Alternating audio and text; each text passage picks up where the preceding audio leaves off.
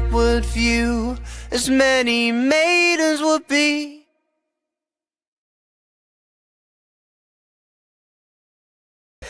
Hey people, welcome back to Not in My Lifetime channel for a discussion, general chat, discussing all things City. Post Derby on Saturday. I did a review on the channel on Saturday. If you want to go and check it out on the channel, we released it was yesterday, I think release it was, but yeah.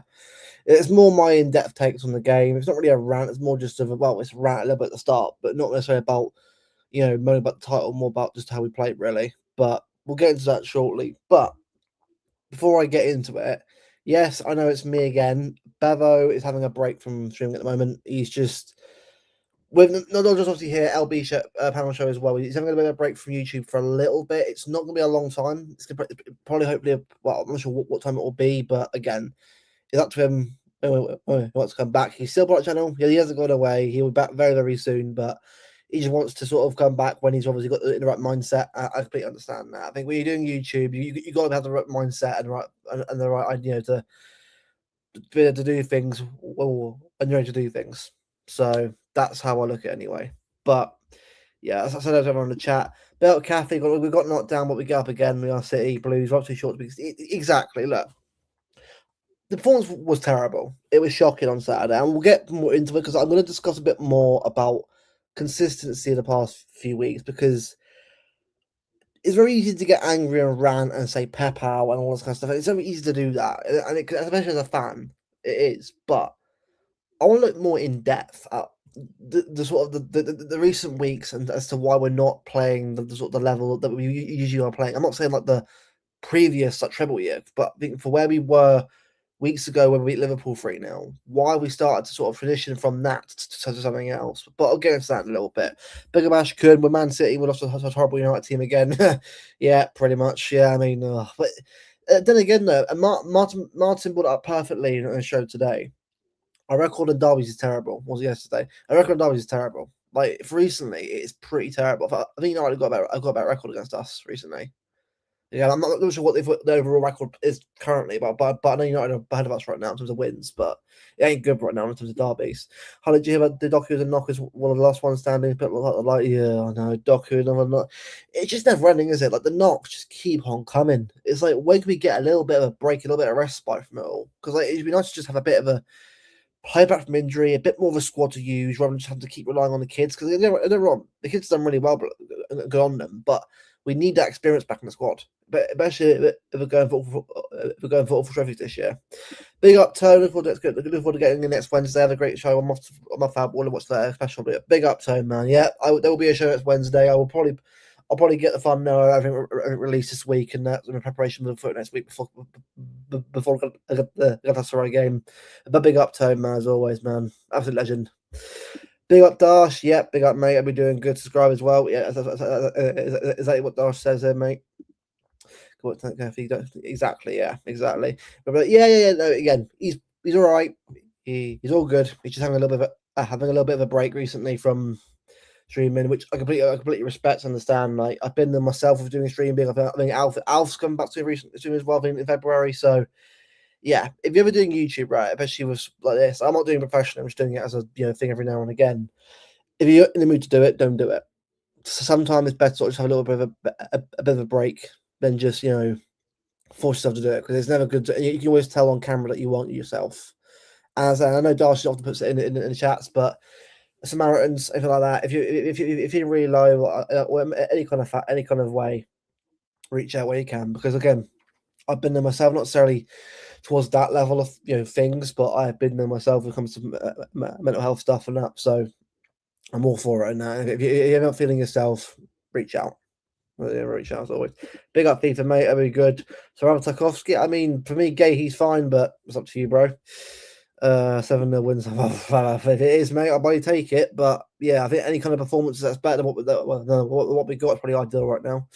Big up, Rajat. Big up, mate. Yeah, of course, man. Absolutely. Yeah, big up to you. Almost 100 is it 100 subscribers almost now? I'm not sure we hit it today or not, but I know you obviously been doing well with that recently. But big up to you, man. You do some great stuff and almost at 1K and well deserved, man. Almost at 1K and well deserved.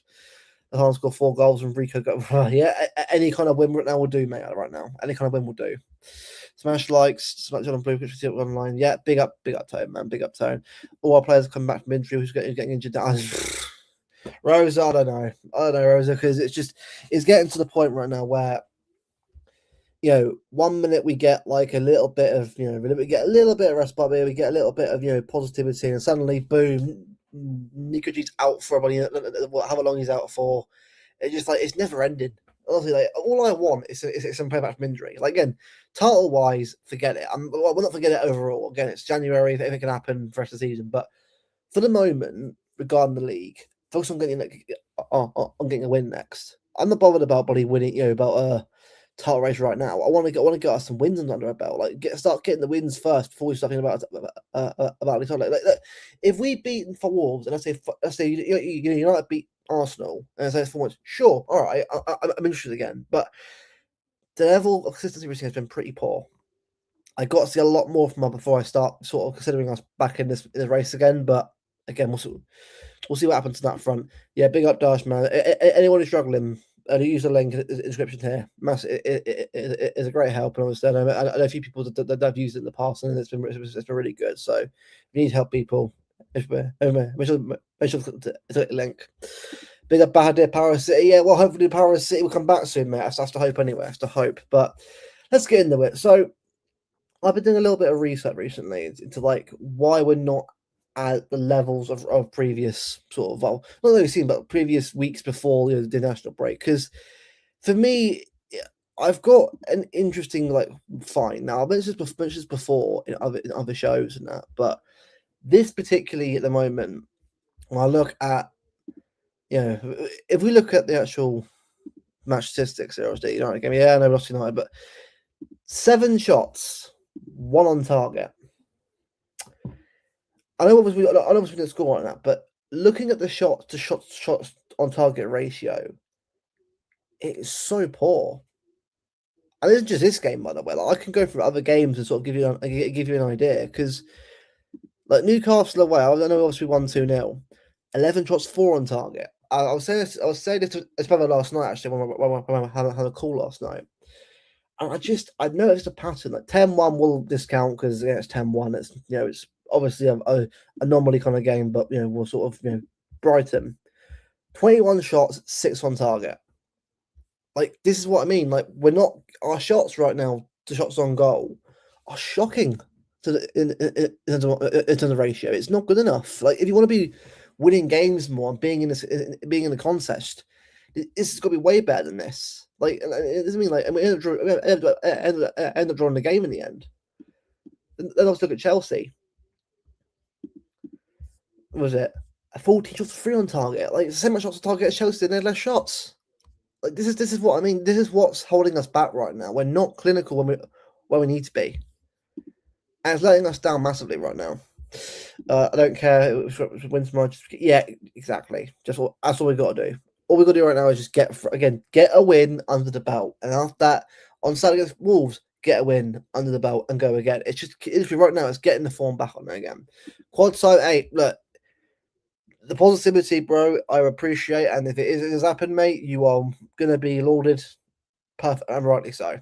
Again, in football, anything can happen. That's why I'm not giving up on anything until confirmed, officially confirmed historically, or whatever happens in the games, until it's out of the hands. Until then, it's possible. It sounds crazy that I'm saying that out loud, but until it's mathematically ruled out, it's still possible. Overall finishing quality is really poor. It really is. Haaland hasn't been great, but let's be honest, the whole squad's been pretty poor. Like, I'll discount Semenyo here because Semenyo obviously is still new, but the squad itself, Doku's at like 2 or 3 goals, not good enough. Like, if you want to be a winger in this, you've got to be doing a lot better overall. I mean, and that's what we've got to be seeing. I've got to see more from the squad overall in terms of finishing overall, not just in one game like Exeter. Consistency across the board, for sure. Like, it's again, I can very easily go on here and have a rant about the game and sort of say players were crap, players should go, but reality is we have players in. We've got Mark Gahey in, who was a fantastic signing. We've got Semenyo, who's a brilliant signing. Like, I'm not getting, I'm not negative. I'm just frustrated because we know we're better than this. But I know better than I know better than Saturday. Saturday for me was just great because it was a derby, and I knew manager bounce. United, yeah, they're not great. I'm not saying that they're back because it's bullshit. They're not back yet, but it's the way that we set up and the way we let ourselves down. That's what matters. But yeah, actually, hold on a minute. I've got a little gift actually here. Bear with me. Hi, Kelks. You all right? Hey, hi. Sorry, I still sound terrible, but I'm actually getting better, believe it or not. But That's good. I haven't been on this channel in a while, so when you repost the invite, I was like, I have to join. Yeah, well, no, I was saying in the chat because at the moment I had a bit of a breakdown from panel shows, other kind of stuff, personal stuff. But he's fine. Just we're back soon. But I thought in the meantime, do some stuff every now and again. Obviously, I'm on more other shows now. I'm on my own show anyway. But I thought I'd do a little show and just a bit more of an in-depth chat, not just about like the same old stuff that you discuss in your shows and that, but a bit more like statistically and other stuff because. I don't know whether you've seen it so far, but like I've looked at our shots on targets and that compared to other games, and it's so poor. It's what it should be and what we should be doing. Like we're very terrible. We're quite poor when it comes to getting the ball on target at the moment. And it's like what 2 goals on last 4 league games. Yeah. Yeah, it's weird because it has started to kind of go downhill. Like that Forest game, we struggled in pretty mightily, even though I think a lot of us would say Forest are not a very good team. I know it's a tough ground to go to.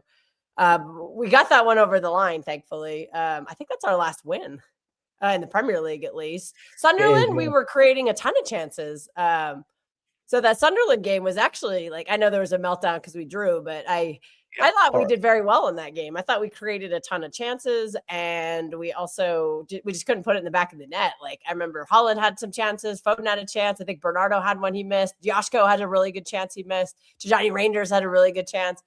But I can't say the same about the next couple of games after that. Like I don't think we created a whole lot against Chelsea. No. I don't think we created as much. And then against Brighton too, the only time we really had those good chances was mistakes that they made. It wasn't anything we've been created. And then United, we literally created nothing. So that is concerning to me. I think this midfield I think we're just struggling to figure out what our midfield is right now. 7 shots, 1 on target. I didn't even think we had a shot on target. So that actually surprised me. That keeper didn't have to do anything. I really hated that shape versus United. I hope I don't sound too like, oh, the same shit I said on the other show. But that midfield, I think, is just completely wrong. I don't know why Phil Foden is the one farther back. Because he's the more okay, so we had like the midfield diamond. It was Rodri, Rico Lewis, Bernardo Silva, and Phil Foden. So out of those 4, the most like creative it's probably Rodri, but he's going to be the furthest back. But after that, it's definitely Phil Foden. But Phil Foden had to go get the ball from Rodri. And that to me is the problem, because if he has to stay back to get the ball, he can't create a chance, or he can't score the goal, because maybe he's not as creative as like a Turkey, but he can at least score the goal. Like I would not expect Rico Lewis or Bernardo Silva to either create a chance or to score a goal. And I don't know why they were the 2 furthest forward. I don't know why Bernardo's not the one sitting back. Why is it he's sitting back next to Rodri, babysitting, doing defensive work? Because that's more what his strength set is these days. Yeah. So that's not Phil Foden's like strength. You know, Bernardo could still carry the ball very well. He could still dribble. So why can't he be the one? Why isn't he the bridge from Rodri to Phil Foden and Rico Lewis? It just didn't make sense, that whole setup. And yeah, the wingers didn't do very much either. Because I don't think what Pep is asking them to do is either of their strength. Like Doku is not a touchline winger. We know that Doku plays better when he has a fullback that's going to overlap. We had 2 of them on the bench that could have done that role. Instead, he went with Nathan Ake, who is not going to do that at all, because that's just not his skill set. He's more. I would have just started him at center back, and then put one of Aït-Nouri or Nico O'Reilly in as the left back. That's what I personally would have done, because I think that would have helped Doku. Then Doku could have inverted inside more, and then that's more of where his strength has been this year. So yeah, it's just very, very puzzling.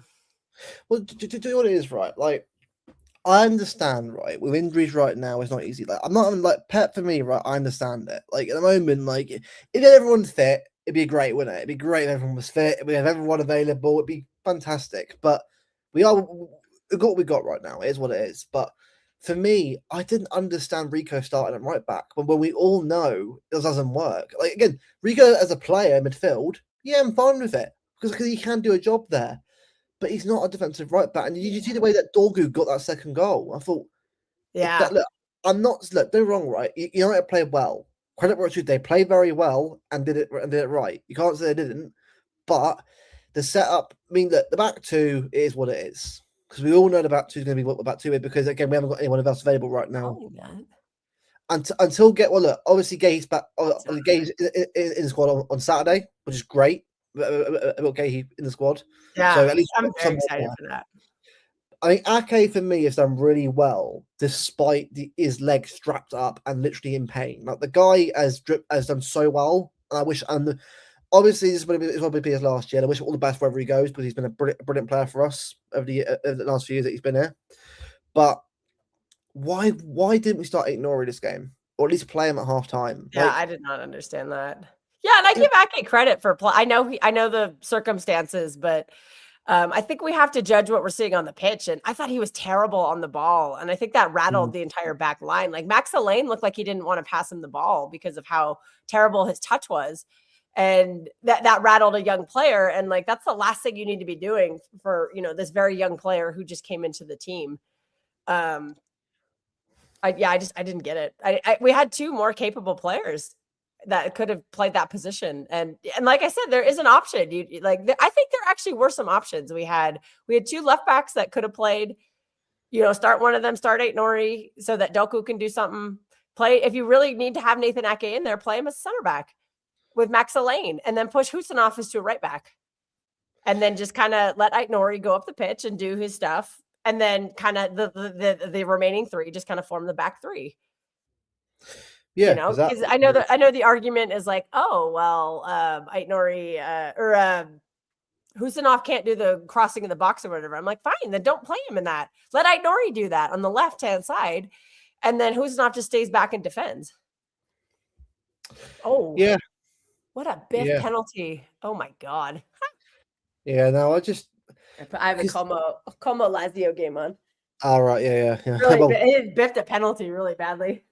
See, I need to watch back that. I also need to watch back the NFL because I missed out. I missed on 2 games this weekend. I need to watch them back, but I didn't watch either. NFL is dead. Well, yeah, I'll watch the Super Bowl, but it's dead to me after my team got eliminated on Saturday. Yeah. It's I'm bitter. I'm bitter about it, even though we got absolutely annihilated. You want to talk about a team with injuries? My God. Yeah, City. Think of what's happening to City, the 49ers. It's so much worse. We don't have a defense because Nick Bosa tore his ACL again. Fred Warner broke his ankle, somehow almost made a miraculous recovery. He broke his ankle in October, almost played on Saturday. Yeah. Some people are just built differently. During the game, George Kittle tore his Achilles. During the Philadelphia game last week, George Kittle, our best tight end, he tore his Achilles. And then during the game at Seattle, another player tore his Achilles. There's this really fun conspiracy theory going around that the reason the 49ers, I'm sorry, I'm going way off the rail here. I'll say the conspiracy theory and then I'll move on. I will say you are sounding a lot better than you were last week. It's like a gargoyle last week. I know, it's bad. Anyway, the 49ers, their stadium is next to a power plant, like a substation, like where they do electricity. Yeah. So there's a theory that there's like radio electricity or whatever that's injuring all the players. I'm like, okay, get the tinfoil hat. Yeah. My face actually might be shot for a while because last summer I was in summer of 24. I was on vacation in Europe and I had for 3 weeks and I got sick during it and I lost my voice for almost a month. Even when I got home, I lost it because I usually what happens is I get jet lagged and when I don't sleep, I get sick from that. And I got super sick and I was on a tour with people, so I was just like putting my best face on. They were asking like, what's wrong? I'm like, no, it's fine. Luckily the pharmacies are real easy in Europe. You just go in and just tell them what you like. It's so easy. You don't need a prescription or anything. You don't need to see a doctor. Exactly. You just go in and buy what you need. I'm like, I love it. Yeah, but my voice was shot for, I think, a good 2 months, a good 2 or 3 weeks after I got home. And that was a 3-week trip. So this voice might be a little scratchy for a while. I felt better. It's just the voice just sounds bad. I do feel better. I'm still a little congested, a little coffee, but it's getting a lot better. Thanks for I asking, was, Steve. yeah, I was a bit as well. I mean, when you get the flu and you get especially in the UK as well, I'm sure it's in the US. Like now, it's better now over here. It's not as bad as it was, I think, because it's just rain now, which is miserable. But when it's like cold and rainy, it's awful. But like That's Wolverine. why I'm like Mateus Nunes. If I he don't know, can make it yeah. back on, if Mateus Nunes can come back on Saturday after the flu, I'll give him all the credit in the world because I got the flu like 10 or 12 days ago and I'm still awful. Like this Oh, yeah. flu is so bad this year. At least in the United States it is. Maybe it's not so bad in England, but I got if he Mateus, can come mate. back on Saturday, wow. Good. Then get well soon, Mateus Nunes. We really missed you on the Derby. Oh yeah. And look, what the rumors, by the way, are not real. By the way, as we all knew anyway, because I didn't think that's Matt. Like, look, he had the flu. Apparently, he's back for Saturday, which is great. Hopefully, he feels better. Hopefully, he feels better soon. That's what I want to hear. Yeah. The flu is just not good. We're Steve, not speculating on rumors. No. Because like, I mean, at the end of the day, right? It's not real anyway, but it's not something that you discuss on the channel. On Yeah, YouTube. it's Not something you discuss. personal. We'll just go Yeah. with what Pep said. He has the flu. So that's all. That's the story. And That's the story I've been rolling with. I'm he's doing listening to good. Pep on this one. Apparently, he's doing good, which is the main thing. And I'm looking forward to getting him back because I mean, bloody hell, we missed him on Saturday. We can't have Rico Lewis as our right back line. I'm sorry. It's he just doesn't. In 2026, that's not. I'd rather play Husanov at right back and just sacrifice the going forward. I'm actually surprised we didn't do that for the Derby because I know it's not fun to be conservative, but sometimes you just have to accept that that's what you have available, and you might need to adjust your game plan and play a bit more conservative. Like drop that high line a little bit further back to give yourself more time to recover because you know your midfield is struggling to hold on to the ball right now. So Steve, what I would say is, Steve, is I mean, I think Blue Moon Forum, I think had it, but again, I'm not sure you're on Twitter or not, but I'm sure you probably find out the rumors. No, what did you say? I didn't hear what you said. You said some forum? What forum? Oh, the Blue Moon Forum thing. It's a page where a lot of the ITK stuff like started up before I went on the Twitter and that kind of stuff. But yeah, but I might have to look. I might have to Google that. I don't know. It was good like 5-6 years ago, but not anymore. But it's I didn't even know what that was. Huh. Yeah, but no, Steve. What I would say is it's probably somewhere on Twitter or something like that. But it's more like look it up at your own if you want to look it up. But all it is, the rumor is nothing up. It's not real anyway. That's all we'll leave on that. But yeah, but no, but but honestly, right? I mean, for me, I don't understand the style change as well with Rodri. Like, I don't know why we've isolated Rodri all of a sudden. Like, I because again, 3 back to a 1 DM alone in the middle. That is just like what? Like 4 and 1, sure. You've got 4 back and the 1 player, that's fine. But when you've got 2 inexperienced players, well, Husn's a bit more experienced than Elaine, it's just like it feels like we're just asking for trouble there. Like, it's too risky as it is. Like if it's Diaz, Vardy, and Gahey, sure, do it. I'm fine with that. Good freedom, good freedom will be all right. But when you're playing with 2 experienced players or even Rico, you've got to give them protection. I don't care. It's like a boring 1-0 game. We win 1-0. It's a win. I couldn't give a shit. You move on. That's how football is. Like the other day, right, Kels? If we win 1-0 on Saturday, it's boring as crap, but we win the game. I'm like, won the game. We need the 3 points. I'm scared for this game now on Saturday. I never thought I'd say that. One of the worst teams of all time is coming into the Etihad. And because we just dropped such a stinker on Saturday, I don't know what to expect. Like, I'm scared. I'm actually scared of this game because of how, like, that's been the frustration of this season is I feel like there has just been so many inconsistencies this season. And we went on that nice run and that brought the hope back. And now the hope, I think it just, and then it's just been such a letdown since then, since that Forest win. We just looked so flat in the Premier. I mean, the Sunderland game, like I said earlier, was very good. We created a lot of chances. We could have won that game, but then the next three have looked awful. Like, and I think they're progressively getting worse too. I think that's what's worrying me. I know some of that is due to personnel, but I do think some of the tactics are just wrong. Like I've stated earlier, and to kind of echo what you were just talking about with Rodri, Pep tried this 3-1-6 when Rodri was, before his ACL, and he struggled then. Remember, the reason we won that title was remember he started playing Kovacic next to Rodri, and that made it more of a 3-2 instead of a 3-1. If Cover was fit right now, Kelks, I'd take it because Cover right now is experienced. Like in a game like Saturday, they can calm the midfield down and control it.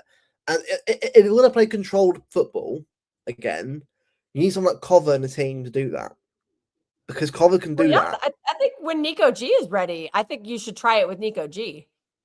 Try it. Or even right now, look, the manager will not, like, he plays Bernardo every game.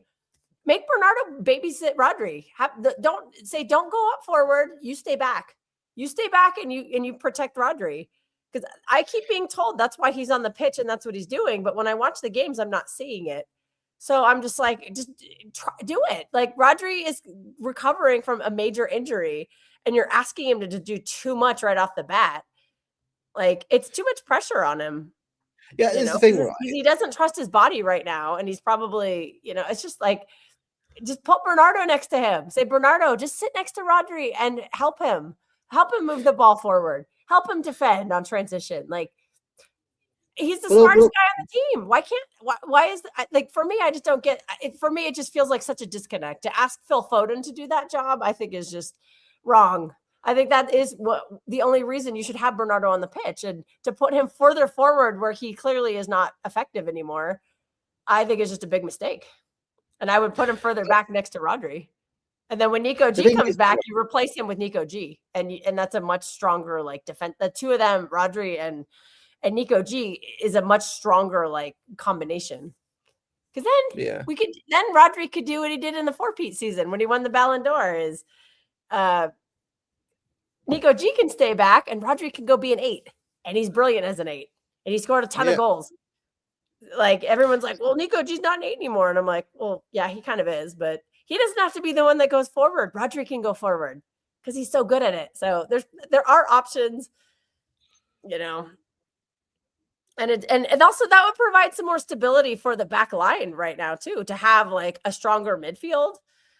That would put less pressure on that back line, which right now is very patchwork. I mean, Mark Gahey coming in helps that tremendously.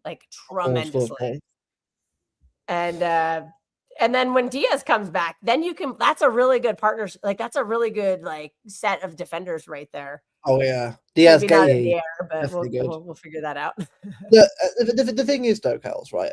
The season isn't done, is it? Like the season's not done at all. Like we all know, like anything can happen in football. I think what it is, right, with Saturday was because of how it was set up and how we played in the game, we looked shell shocked. Like it's like we weren't expecting United to like turn up. Like, what's new? It's a new manager.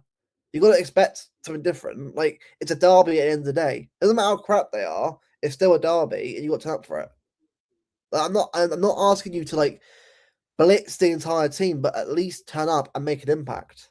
And when you don't make an impact, as you saw on Saturday, we'll look way off it. Like honestly, like it could have been like 7 or 8-0. Oh yeah. Also, I think it's wrong to say that we didn't know what they were going to do with the new manager.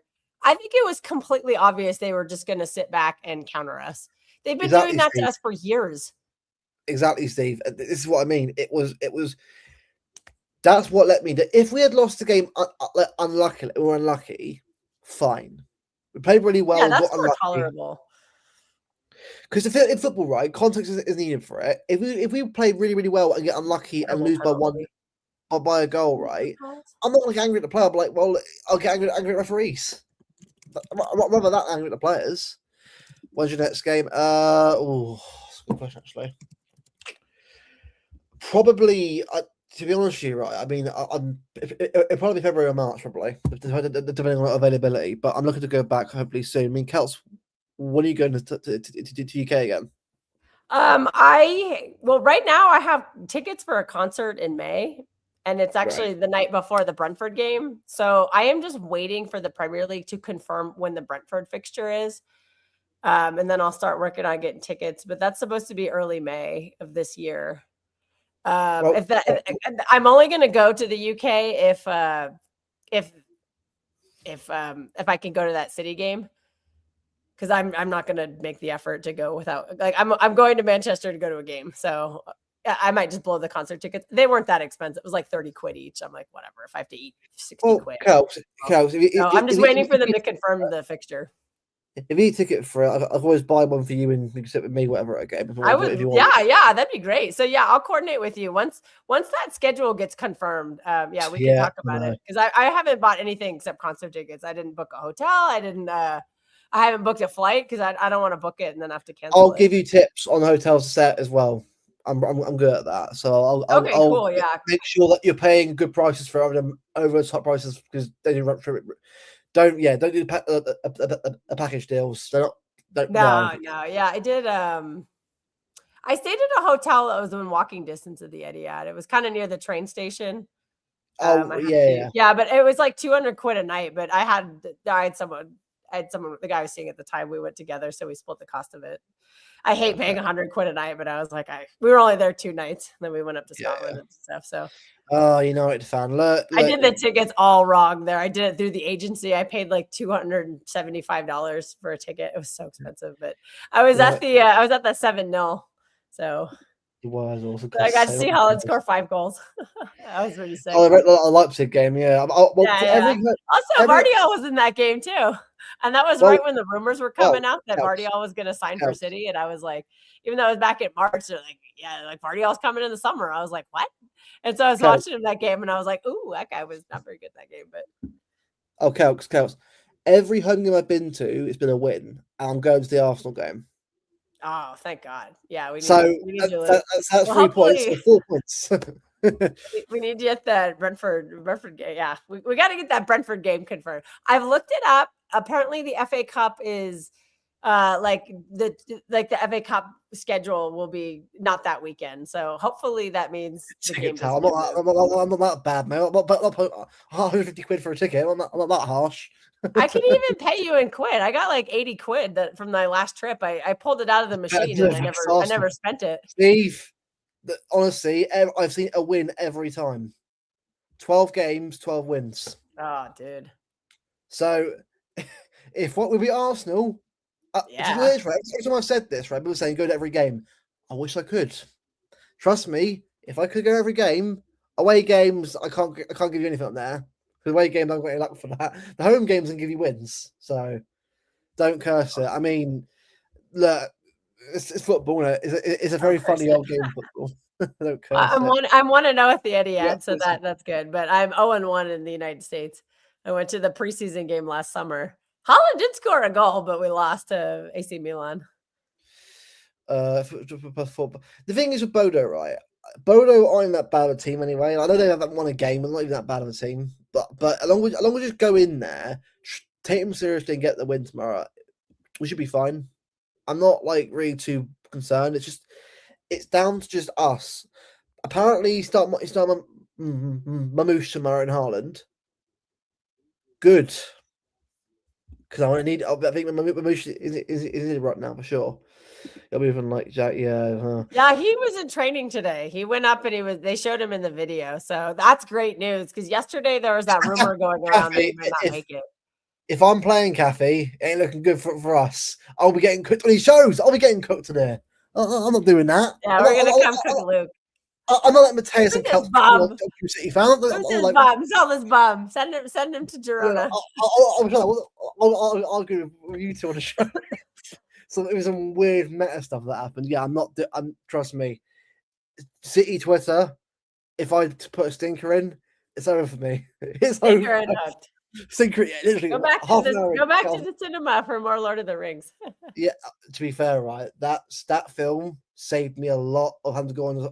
Like, bless Mateus, right? He invited me to the show. I was like, I'm sorry, I don't make signal at all in the theatre. I said to him, honestly, though, I've kind of got away with it. I was able to sort of just enjoy my life. I had to worry about the aspect of that game. So I was quite grateful for that, really. Yeah, I had a meltdown, but it ended Yeah, I up watched no, it it. ended up turning into actually the end of that show ended up being really good. We got some rational heads on, and they just had really good discussion about tactics and stuff.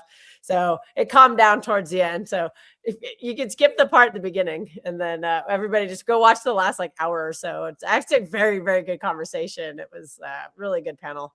And we got positive feedback for it, so that was good for the show. So that's good.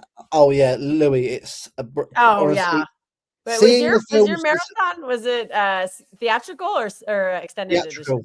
edition? Okay. No. No. Actually, no, it wasn't. It was extended cuts all the way through. All three of them. Oh yes. Oh, I should go see those, man. Well, I bet they're doing that here. the last time I saw the films, I was 7 years old. No, I was wanting to watch them, but I never had the time. So you know what? My cinema's doing it in IMAX. I'm going, and I went, and I was like, I was just blown away. I Like gotta I go. could. Yeah, we got an IMAX up. It's up the road. I'll have to. This is my day off, but I biffed it. Maybe I'll go. I'll see if they're doing it next week. My next week day off or whatever.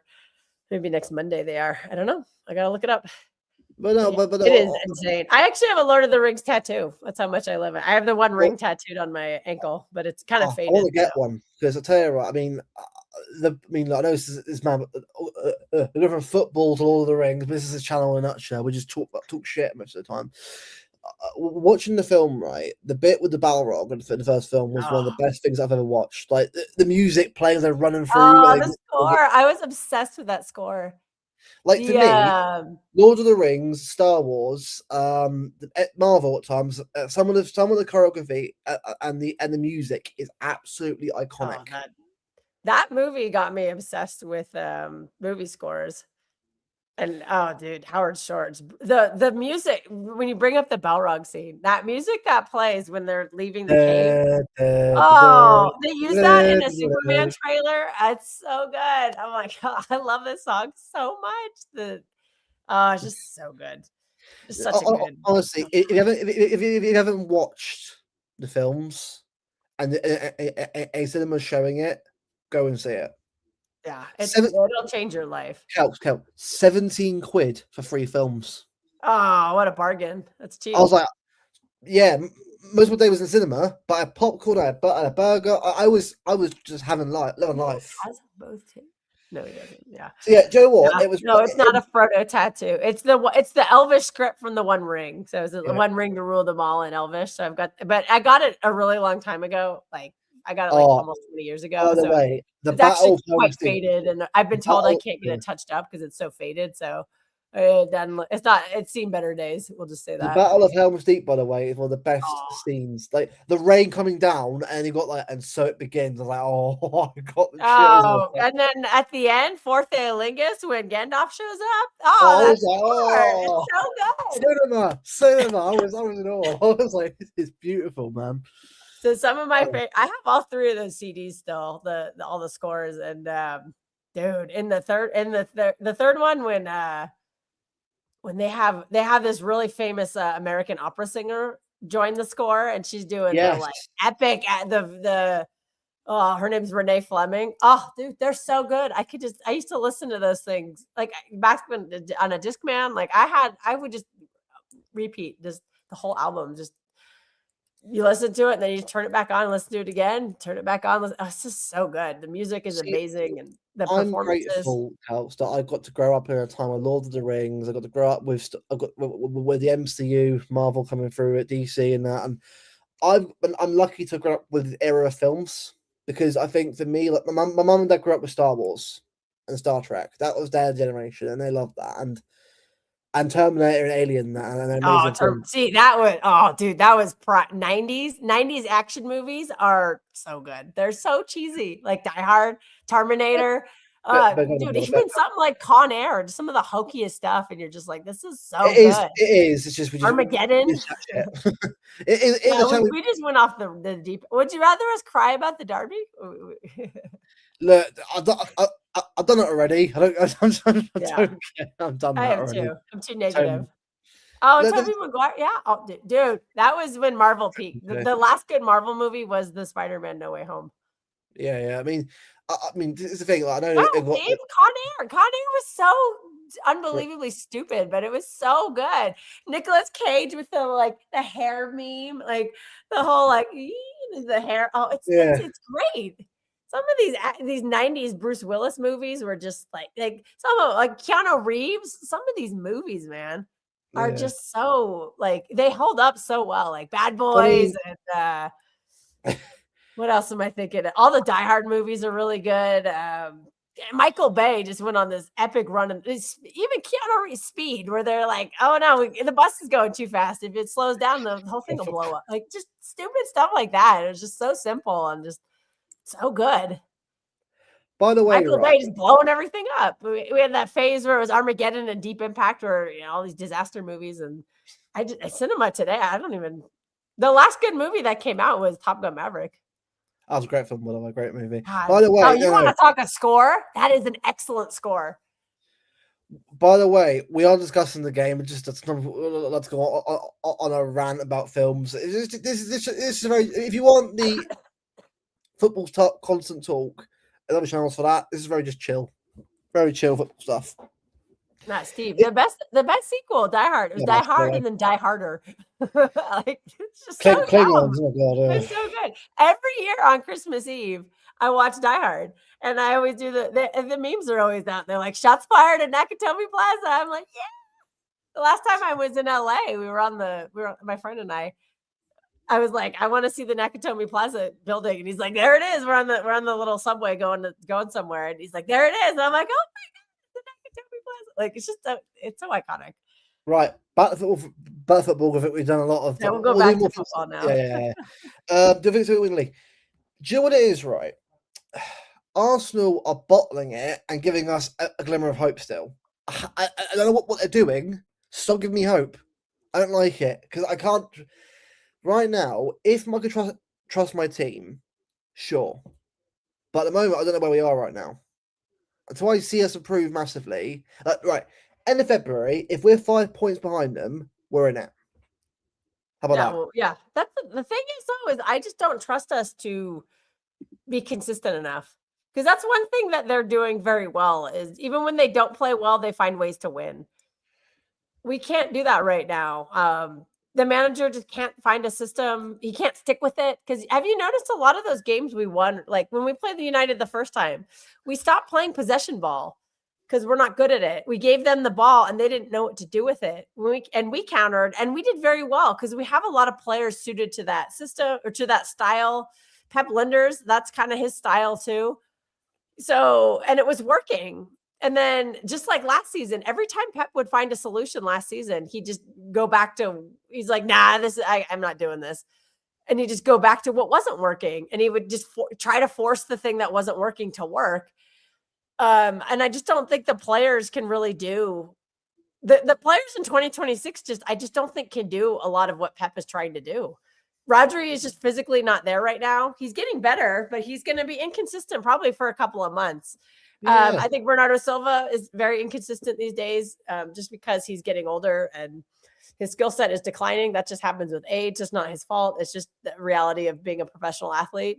And, Tijani Reinders can't get a consistent run in the team anymore. And I'd rather him be out there struggling. Like I would have rather started him in the derby than Rico Lewis. Like I said, we could have played a different back line and then played Tijani Reinders in the midfield.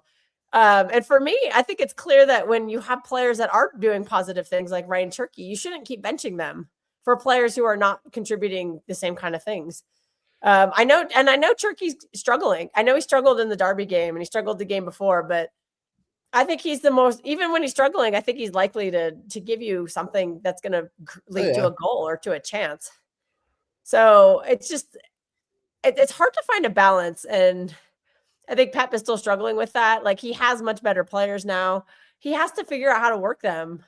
Maybe the solution is to drop Doku in some of these games because there are, I don't think Doku is this undroppable player because despite all of, we talk about how great he is, he only has one goal. And I think like 3 or 4 assists. That is not good enough output. We can't just depend on Erling Haaland. You got to get people who could score in the game. And I think Marmoush can do a better job of that. And I hope to see him play. I want to see him start behind Erling Haaland. Give Foden a game off. Let him rest. I think Foden is clearly overplayed. He needs a rest. Give him a rest. Play Marmoush behind Haaland, because it seems like whoever plays behind Haaland is that's the magic spot. Tijani Reinders, remember when Doku was out and Foden was playing on the left? Tijani Reinders went behind Erling Haaland. He started scoring goals almost every game. And then Phil Foden, when he had that big string of games where he was scoring goals, it was behind Haaland. Put somebody behind Haaland who's going to score goals. It's not Jeremy Doku and it's not Bernardo Silva. Those two have been kind of behind Haaland the past couple of games, and they're just not going to deliver that. That's just not their game. So put somebody behind him who will, and see what happens. Also, Tijani was opening up a lot of space for Haaland, because Haaland was scoring some goals too with Tijani. So, Governor, I'll say, for me, right, I haven't lost faith in the entire team.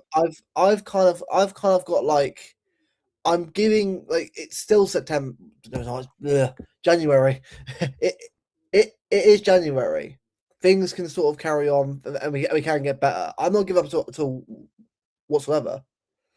I just think, for me, looking at where we are at the moment, I think I wouldn't say we're out of anything. It's mad, but we've still got all the competition to play in, and we've got new players coming in. It's just that because we've got so many things going on, it's hard to really tell where we're going to be right now. And that's what I think. I'm not scared of it. Like, I fully expected this season to be a lot worse than what it was. Like, the fact that we're second, we're 7 points behind, but we're still second, and we're it's no final of a cup, actually a final of a cup.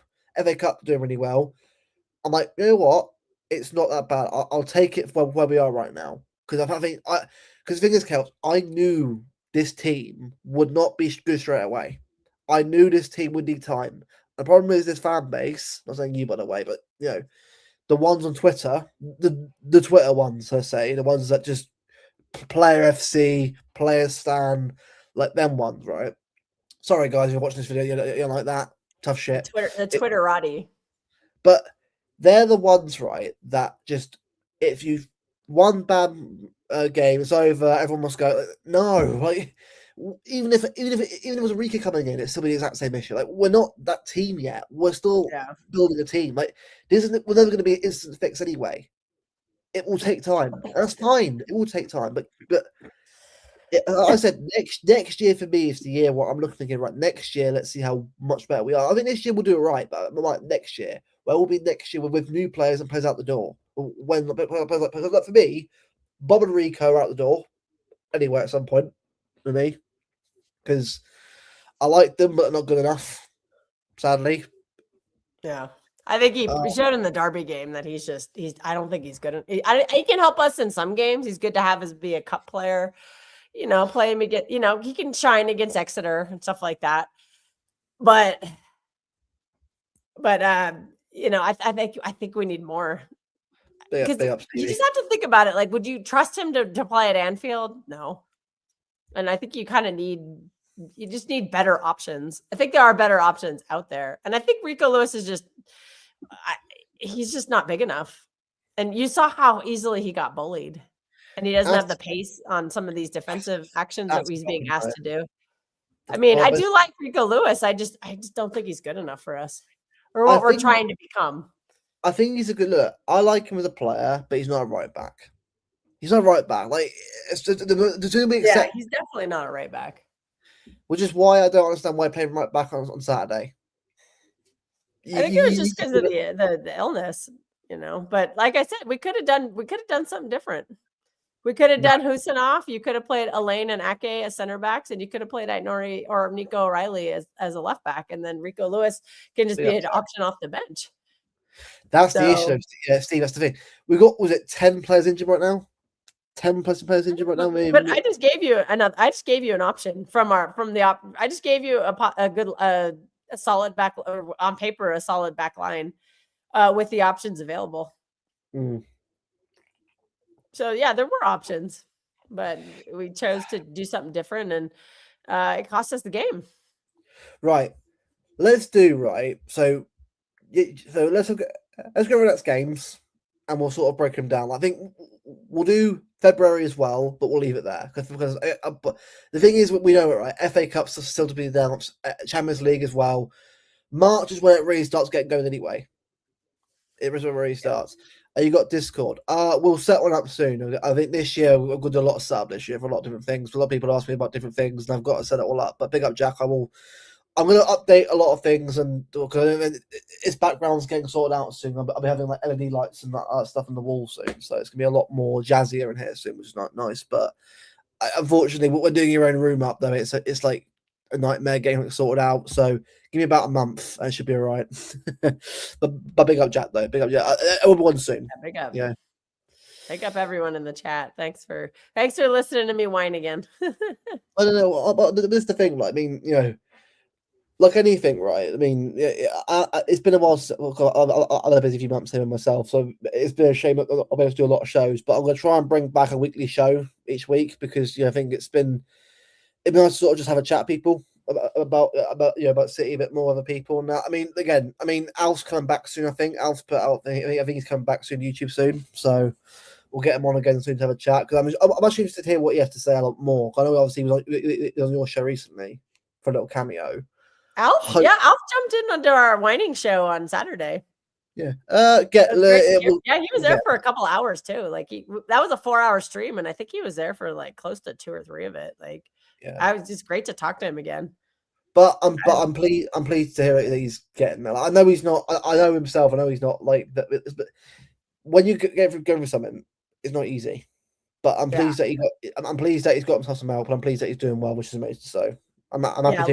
Life is tricky. So we all have moments where we struggle, and all we can really do is try to support our friends who are struggling. And sometimes it's reaching out. Sometimes it's maybe giving them some space. Yeah, Jack, I get that, mate. I think what it is, right? I think these players have got to now prove themselves now, not just to us, but themselves now. Like, that game needs to be a wake-up call overall for the season. Like, not for like the league, but like just for yourselves, lads. Like, that game had so many of those though. Like all these games should be wake-up calls, and I feel like maybe building that mentality is just tougher than we thought it was. But what disappointed, that's what disappointed me the most about Saturday is just like how nobody looked up for it. Like, nobody. Like Erling Haaland, this is the team that ended your dad's career. Why are you not up for this game? Phil Foden, you're Mr. Manchester. Why aren't you up for this game? Bernardo Silva, you're the captain of this football team and you love shithousing this team. Why were you not up for this game? Rodri, you're Ballon d'Or winner. Why are you not up for this game? I'll give him a tiny bit of grace because I know he's still struggling to come back. Semenyo, I'm also going to give grace to. That was like his 4th game for the club, so he doesn't know what it means yet. I get it. But a lot of these players, Rico Lewis, you're a trouble winner. Why aren't you up for this game? You're also a Manchester kid. Why aren't you up for this game? And I just think the collective unwillingness from anybody to try, except for Donnarumma, who's probably one of the newest players on the club on that pitch. He was the only one fighting. He was the only one showing emotion. Like, I just saw the reaction for his. I had not seen this, but I just saw it today on Twitter where it was his reaction to when that second goal went in, and he was pissed off. I was like, where was that energy on anybody else in the outfield? Anybody? Like, nobody showed me anything, and that to me, I think, is just so disheartening, and that's why I feel so let down. Because, I've been sick as hell. I woke up at 4:30 in the morning for that shit. And I feel like I made more of an effort than anybody else on that pitch. And that shouldn't happen. Because, I'm just dumb plastic fan from America, blah, blah. But I had to make sacrifices for that game. And I just wish the players had tried more. I get it. If you leave your heart out on the pitch and you lose, I get that. That's different. But I didn't see anybody throwing their body around. Make a dirty tackle, get booked, go shove a guy or something, just something, make a really, really fat challenge, do something to show that you care, or hit a screamer. And even if it, hit a screamer right at the keeper or something, just show something that you want to win this game. Because if we can't get up for this kind of a game, it makes me question if we have the mentality to win this league. Because I don't know if this group of players does. So it's just that to me was just disappointing, and it was frustrating because I think this team can be so much better. I think these players are still very good, and just for some odd reason they're just not showing it. So put a pound in my butt meter. There's always pounds and kelps with me the talking. It's who she is. This is just who I am, Steve. I talk a lot. Yeah, you do. More than I do. Yeah, Jack Lee would have gone out there and died. He would have gone and decked somebody. Would Probably. Maybe yeah, not. mate. Oh, Jack, another goal. I think Oh, all man. of us were Como done. her All of us beating were down, done. bless you. Yeah, all of us were done. But yeah, like I said, put in a challenge. Like tell Casemiro to F off. Like go tackle him real dirty. Or if they're on one of these transitions, just take someone out. Get booked for it for last man or whatever. Like show something. Show some sort of desire and heart. So it's just frustrating, because right.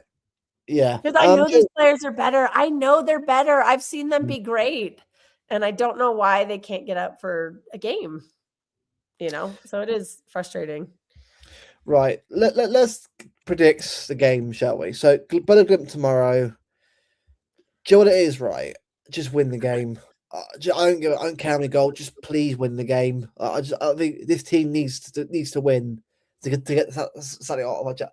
I'm going to go 4-1 tomorrow. I think we'll score 4 tomorrow. I think when Mamouche plays tomorrow, I think Haaland needs a goal. Haaland needs a goal desperately. He needs a goal now. Like honestly, that guy right now just really just looks completely. I don't want to say out of confidence, but he looks nowhere near himself. But I think maybe a goal tomorrow will hopefully give him that a bit of a boost hopefully that he needs. So I think tomorrow 4-1, just 4-1. Even if it's just 3 points anyway, just get it done. Also get us through as well to the next round. So it's I done. would hope so, but like I said, I am just so disillusioned with this team right now based on how poor that effort was on Saturday that I don't know if I can trust them to beat a team like this. So I think I have to pick a draw because I feel like they'll get up for it. This is their Champions League final. This is Manchester City coming to Bodo Glint. Like they're going to be up for this. Yeah. And I have heard they have some fullbacks who are quite talented. I didn't watch them play, but I'm very nervous that this feels like what we call in America a trap game. So this could be a trap. I think it could be a draw. I'm not trying to be negative. I'm just I'm really rattled. I'm still really rattled by what happened at the derby. And it just makes me wonder, could we drop another stinker in a row? Like, Couch, what we need to win our next 3 games to get the confidence back again. Now, right, we're back, right. And then if we beat Spurs away, let's say we do it, all of a sudden, confidence back in the team again. Because that's what we need. We need a big win. We need a big win massively. Because I think, look, Anfield, it doesn't matter how crap Liverpool are, it's Anfield. It is Anfield and I can't listen to that excuse right now. Leeds United went in there and got a draw. Leeds United, who are not very good. They went into Anfield and got a draw. Burnley are in the drop zone right now, I believe. They went in there and got a draw. Oh, big up Magnus, by the way. Big up Magnus. Hey, big up Magnus. So if these teams languishing in the bottom of Nottingham Forest, who are, terrible, they went in there and absolutely bitch slapped them 3-0 at Anfield. So if these horrible teams can go in there and get results, why is our excuse, oh, well, we just never win there? Then fine. No. And if we can't go into Anfield when they're not very good and get a result, then we frankly don't deserve to be in a title race. If we're just going to give up that easily, then what's the point of I'm just saying, this team has got to show itself now and show some bollocks. If we want to win, look, Arsenal aren't that good. They're not good at all, Arsenal. No, they're not. We're not either. Neither a Villa. We're all bottling it right now. We're all bottling it. Very winnable. I think we could have won these the past 6 Premier League games. I think we could have won. Fine, I can give you a draw at Sunderland. That's a tough place to play. We should have beat Chelsea, who had an interim manager. They had an academy guy come up and he outcoached Pep Guardiola. That to me is what's nerve-wracking. Is that we had a U21 manager walk into the Etihad and outcoach Pep in the second half of that game. And then Michael Carrick just showed up out of nowhere and outcoached Pep again. If Spurs sack Frank, do I trust Pep to outcoach an interim manager? Right now in 2026, I don't. I'm sorry. I hate to say that, but the proof is in the results. It just hasn't happened in literally 2 of our last 3 Premier League games are against interim managers, and Pep got outfoxed by both of them. Like, do you know what it is, Pep Guardiola, it's like from the Lion King. Remember who you are. Like, Do you know what it is, Cal? Mufasa to Simba. Remember who you are. Can we please go back to what we were doing beforehand? Why have we gone back? Why have we gone from Shirky and Foden to Rodri the new way? Why have we regressed back to what we were doing beforehand? It's not working anymore. Can we please go back to what we were doing before that, where we're actually giving the team the ball and got a counter attack? Do you remember, Kel, that Palace game when Shirky got the ball, ran for midfield and found Foden got the shot and bang, goal? I was like, why have we gone from that to now pass to nowhere again, sideways passing again? That's a good question. I have You've no got idea. You've got Rodri, fine, but doesn't mean you got to change the way you're playing. You can still play Rodri on the pitch still. Like, again, I'm not saying someone's have got to be out of the team, but you've got Semenyo, you've got Gahey, you've got two players, by the way, in the Premier League that are on form right now. Centre back and a winger in the Premier League. You've got Gahey and Semenyo, 2 big players who are at a good age, who for me are great signs. The great signs over. I think the Arnold's have an impeccable job so far. I'm sorry, by the way, brilliant work with signs so far. This is your chance now to get yourself back to what you were doing beforehand. I feel like we're not playing to our strengths at all right now. No, and we haven't. When we won all those 8 games, we did. We gave up possession in a lot of those games, and we countered, and we did very well. That's where we were scoring a ton of goals. Other players were scoring goals too. It wasn't just Erling Haaland, but Pep has decided he did this last season too. He'd find a system that would work. Like, remember that Forest game where Jack Grealish was in the middle and he looked brilliant, and then Pep just never did it again, and we struggled and we started dropping points again. It's just like, it just frustrates me. He keeps finding solutions, but they don't involve the players he wants them to involve, and it doesn't involve being possession based. And I get it. It's hard to quit that style, but that's his whole philosophy. But, we don't have the players to play that style, I don't think. We don't have prime Kevin De Bruyne. We don't have prime Gundogan. We don't have prime Bernardo Silva, because those guys never lost the ball. We don't have prime Fernandinho or even prime Rodri right now. Those guys never lost the ball, and if they did, they'd get it back instantly. Nobody in our midfield does that anymore.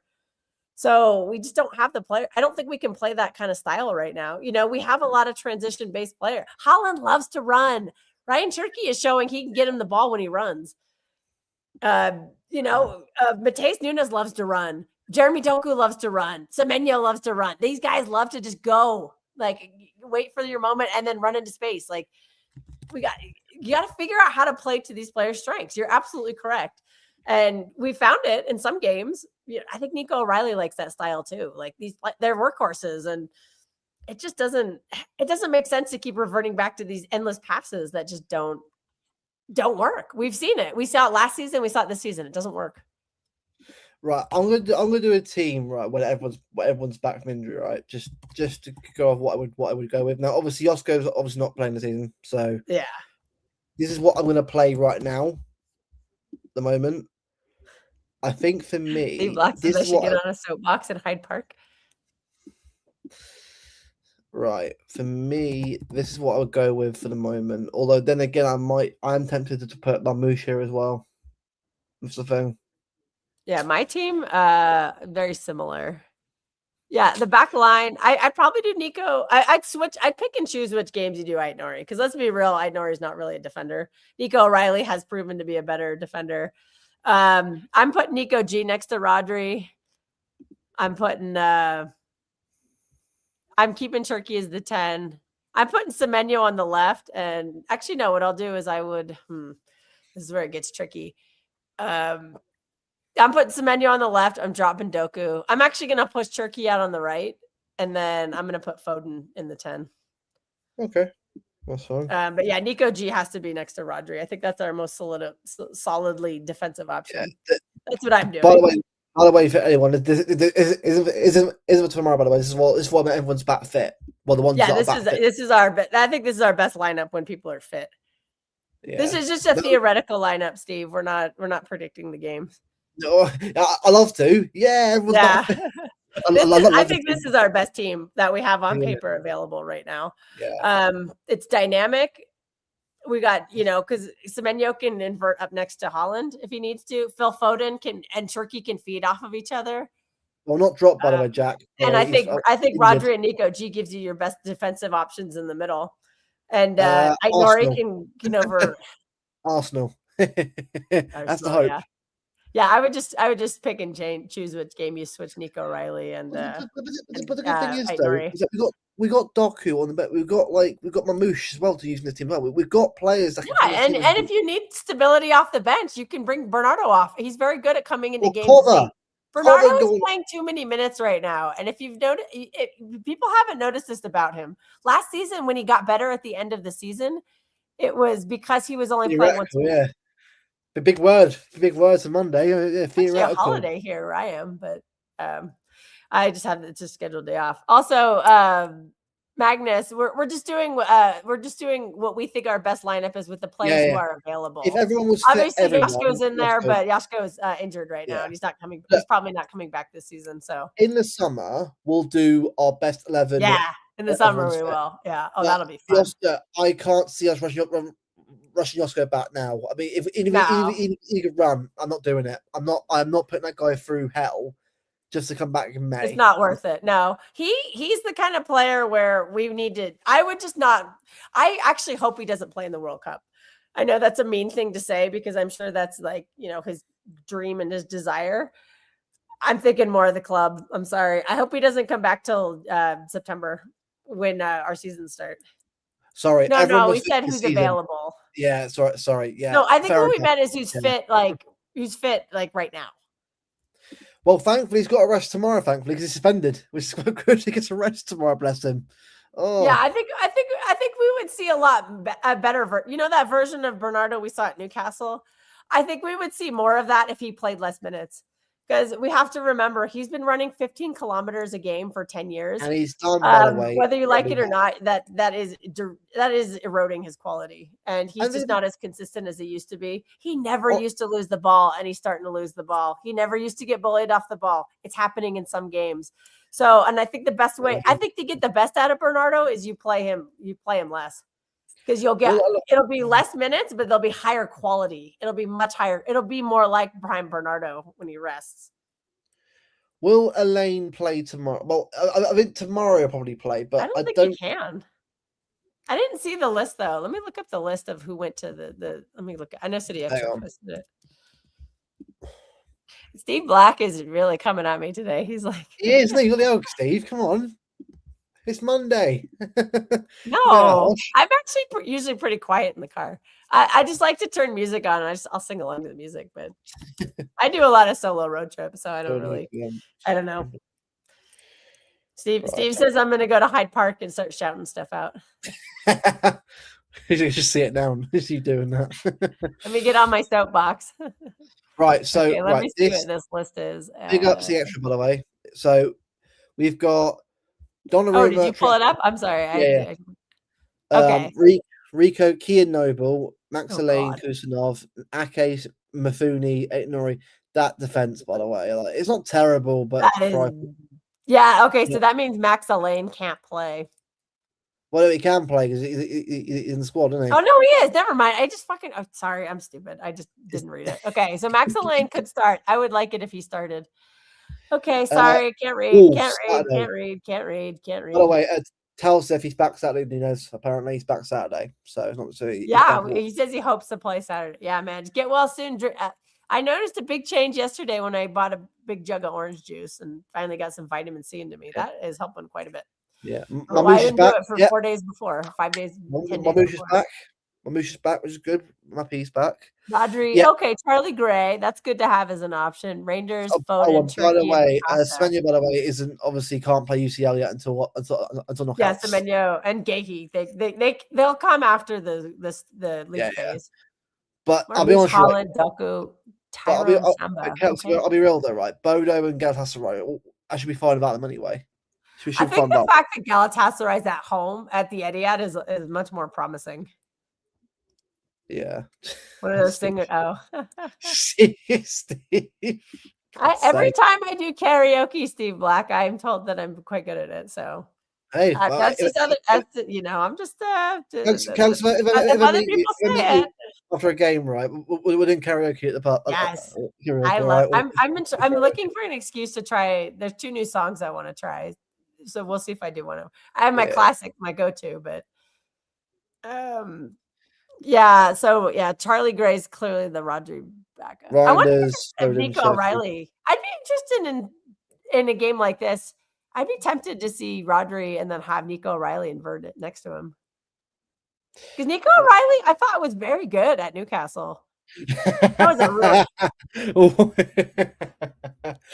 okay. When Luke and I do karaoke in Manchester, I'll live stream it if I can. We'll take some videos.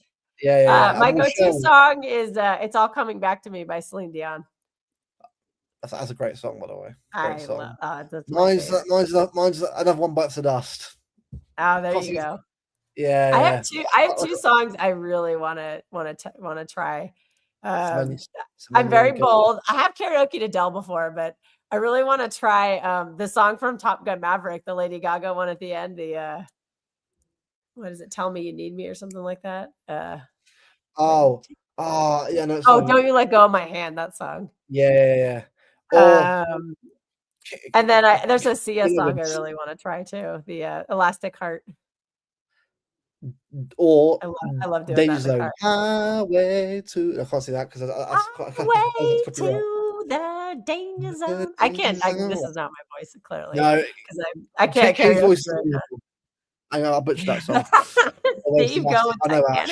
Honestly, weird. Honestly, I also really like doing "Flashlight" by Jessie J. That's a good one. Yeah, but in terms of the squad, like big up a Torrent Samba, by the way, a Torrent Samba.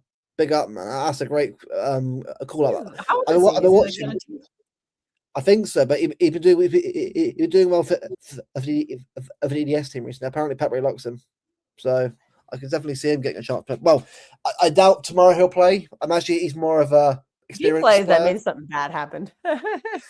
Like, why are you on the pitch, mate? What are you doing? Yeah, something bad happened if he played. No, because excuse me. I think we do have some options. I think Foden, they said he could play because I guess today he came out, he broke a bone in his hand, but apparently it's not that bad and they can wrap it up. I have seen this in the NFL where they're actually just like throwing their bodies all over each other. I remember Patrick Willis broke his hand and he had this like big round hard cast on, and I was like, I would not want to get hit in the head with that because probably get knocked out, maybe even dead. What was it with Steve going at you? Honestly, come on, Steve. Bit of class. Steve, this is just Steve. Steve Black loves to give me crap on he's fun. I love it when he sticks to the He-Man jokes, but he's kind of gone off the rail. He's calling me the soapbox merchant in Hyde Park and the karaoke queen. Queen. But regarding the squad, though, I mean the squad itself is enough. Should be enough to win anyway. I'm not concerned about the squad. It's just we got to just get the goals tomorrow. That's what we got to do. No, I love it, Steve. I love it, Steve. But I love it when you come on. I know we kind of. I think we had a bad patch on True City Fan TV, but I always love it when you come in that chat. It's always a lot of fun. Yeah, he's just fun. He's just like, yeah.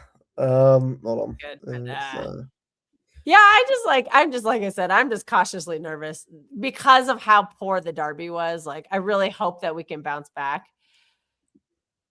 This is a great opportunity too, but I'm also nervous about that Wolves game because they're actually in quite decent form. They went to Old Trafford and got a draw. We couldn't do that.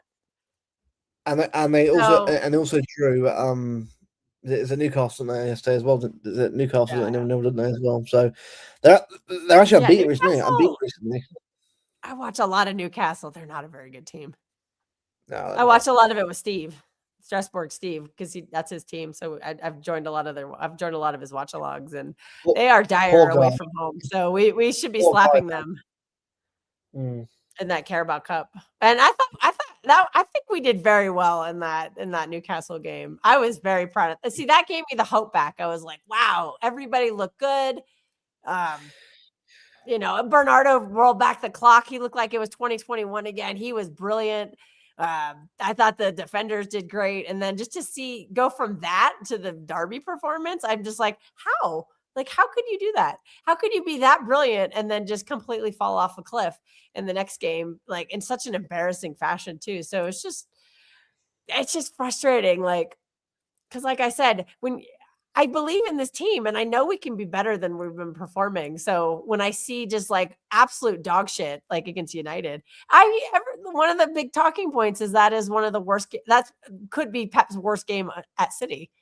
I'm like, how do you go from like this high of high at St. James Park, to just utter dross? I know, yeah, but opponents set up. I think it was clear though how they were going to set up. That they were just going to sit deep and counter us because that's what they've been doing for years. And we were, Jack. so We were, yeah. PSG away, yeah. That was a year ago. Oh my God. Yeah, it's a year ago. Yeah, a year ago at PSG. Oh, with Jack Lee. Oh, how fun! Oh, Jack Lee sounds like a fun guy to hang out with. Well, I think Harry's currently out there, obviously in I saw his pictures of his cider. Yeah, he said it cost 40 quid. I was like, what? I've never been to Norway. I've heard it's very expensive, but I want to go Norway. I haven't gone yet.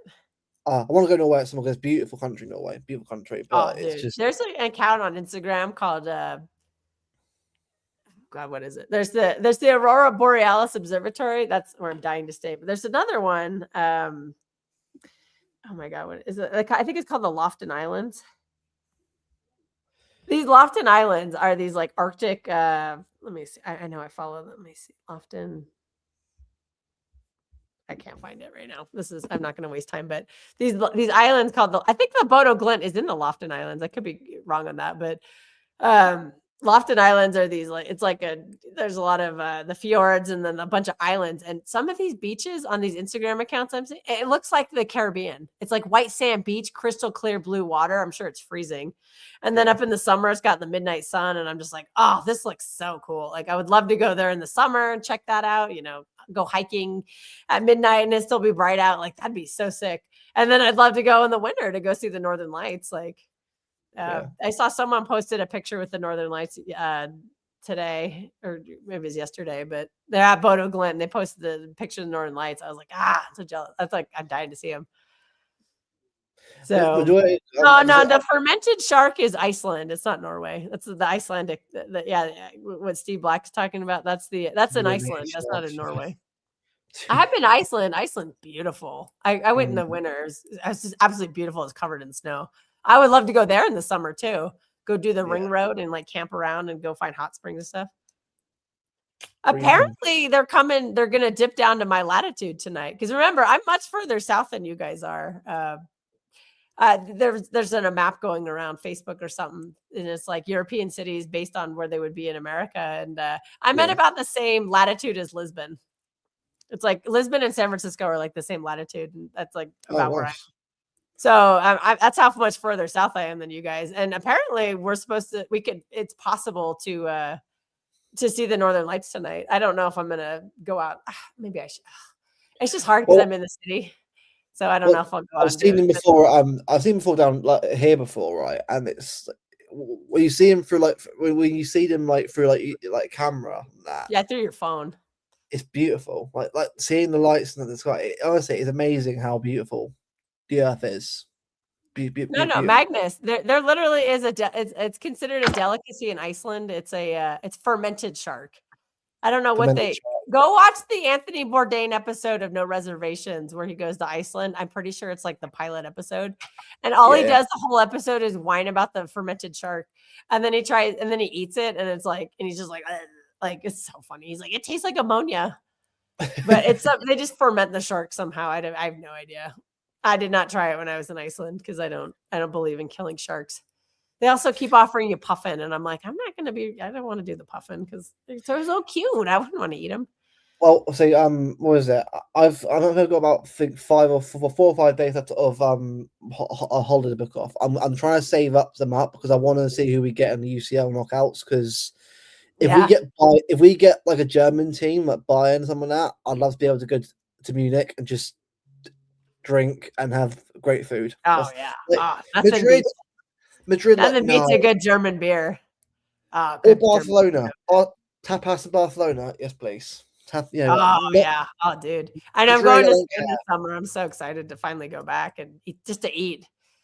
but I'm going to, Madrid, no, I thank mean, you. I'm flying to Portugal, and then my friend Yes, and I are doing a road trip for the eclipse that's happening in August. So I'm just yeah. like, I'm dying to get to that place so I could just start just peg out on tapas. But see, the thing is, right, Madrid, right? I just feel like for me, I mean, I haven't been yet, but like, I want to go. I think in this summer, sort of go and see it like properly, in the country. But I don't really want to go to watch not play Madrid there because like a lot of that is the experience, but like it's been done a lot recently. I'd Yeah. rather go Every I want year. And it I already want to happened play. this year too. Like, would you Honestly, come back? honestly, right? I want to play Barcelona instead of Madrid. Like in the knockouts, I want someone different. I'm bored of playing Real Madrid. Give me Barcelona or Bayern or something like that. Barca. Last time Barcelona was what? 2016 was it? Like 10 years ago. Isn't it? Like, it's been a long time to play Barcelona in the Champions League. So it'd Yeah, be the interesting. people are tomorrow. They're getting a treat, man. Getting to go to Norway to watch a Champions League game, like that's Oh sick. yeah, I know how hard it was to get the tickets, whether like 400 available or something. So yeah. That must be. congratulations, everybody who managed to get a ticket. And just I hope you brought some warm coats. But And also, yeah, have a good time as well, and another good time as well because it's a beautiful country, Norway. It's a very beautiful country. I really want to go there. It's just we're talking about it maybe in 2027 because one of my best friends, her birthday is January 4th. And so we were, and my birthday's in April, and one of my dreams in life is to see Northern Lights. And I was like, what if we just combined our birthdays and like did a birthday trip to Norway? So we're kind of discussing that for possibly for 2027. Barcelona. Oh, dude, you know where I'm dying to do some karaoke is in France because I actually I'm not fluent in French, but I've studied it for many years, so I'm passable with French. And one of my favorite genres of music to listen to is French music. And I've karaokeed French songs before, so I'd love to be in France, and then they'll know right away I'm American, and I'll walk up and I'll just be like, yeah, je voudrais chanter ces chansons de Côte d'Ivoire, and they'll just be like, what? Like their jaw will drop. They'll be like, what? You want to sing a French song? And like there's a bunch of them. I would love to just do that Well, in see, France. next year I'm planning on going to. Well, I'm going to New York next year. That's the plan. Oh, I'm New going to. York's great. I'll give you some recs when you go. Yeah. Well, at some point as well, I do want to go to LA at some point as well. And California. That is my aim in the next couple of years to go because I was wanting to go. So it's just I know that some places obviously, especially in LA, aren't always the best. But again, so is London. It's the exact same. London's the exact same. Like, unfortunately, right, all the best bits are always shown off. The bad bits are never shown, are they? On TV, it's always the best bits, like all the big glamorous streets, Beverly Hills. Like, it's not how it really is. Like, it's not. I Yeah. mean, it's I'm not the biggest fan of Los Angeles. I mean, I grew up in San Francisco, so yeah, I would recommend San Francisco is also just logistically a lot more easier. It's a very small, compact city. You don't really need a car. LA no, is massive sprawl. 20 million people live in that whole between that and Orange County. There's a ton of traffic. You can't really get around. I mean, there are some like rail overground trains, but to do the best stuff you need a car, so and be prepared to sit in mate. traffic. A lot Okay. of small highways. I mean, it's probably very similar to the UK in that sense, but it sucks the soul out of you. I haven't been in almost 10 years, and I'm just like, yeah, whatever. All right, Oh, hold on. looks like Martin wants to come on. I'm Yeah, fine to keep going. It's up to you. It's your yeah. show. I've got no issue doing that. Bear with me, hold on, buddy. Okay, Thing. sounds like he's sending you. I'm also just very biased. I love San Francisco. Also, San Francisco in the summer is very unique because that's actually quite cold. If you go to LA in the summer, it's going to be 35 degrees and just hot and gross, and you'd be stuck in traffic. And I mean, there is AC and stuff, but Say Lake not Martin, as mate. good. Like, In San Francisco, summers is like 15 to 18 to 20 degrees. The fog rolls in, and it's like we call it nature's AC.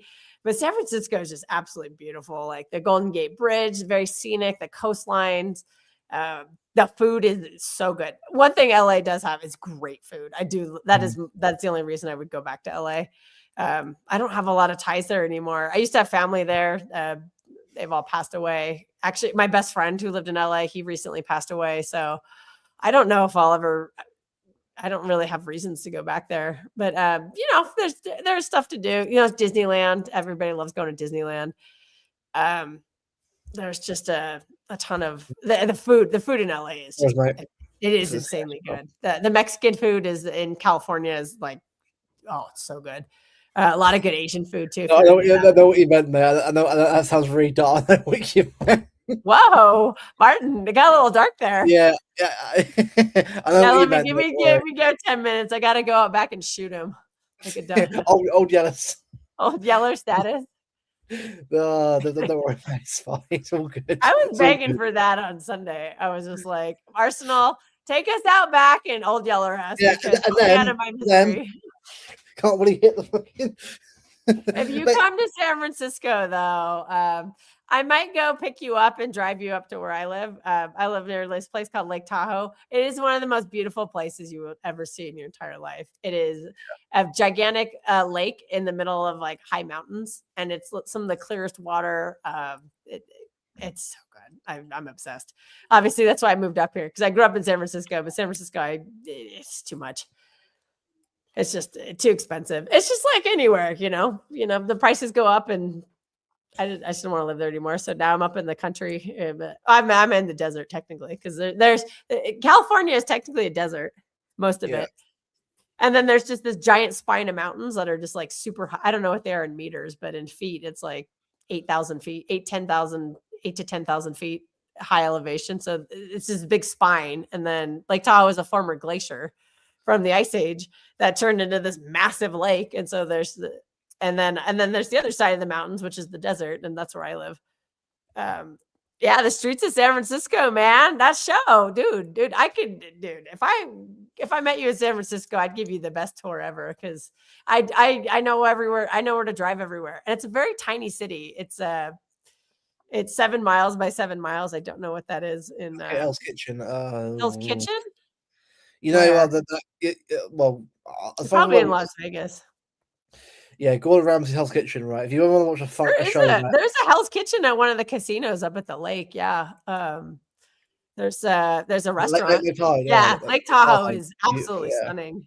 Yeah, and I've spent my whole childhood. Because I grew up in San Francisco, and then the thing to do in San Francisco is you'd have a house in Lake Tahoe, a summer house. And so my grandma had a summer house, and so I spent all my summers as a kid in Lake Tahoe.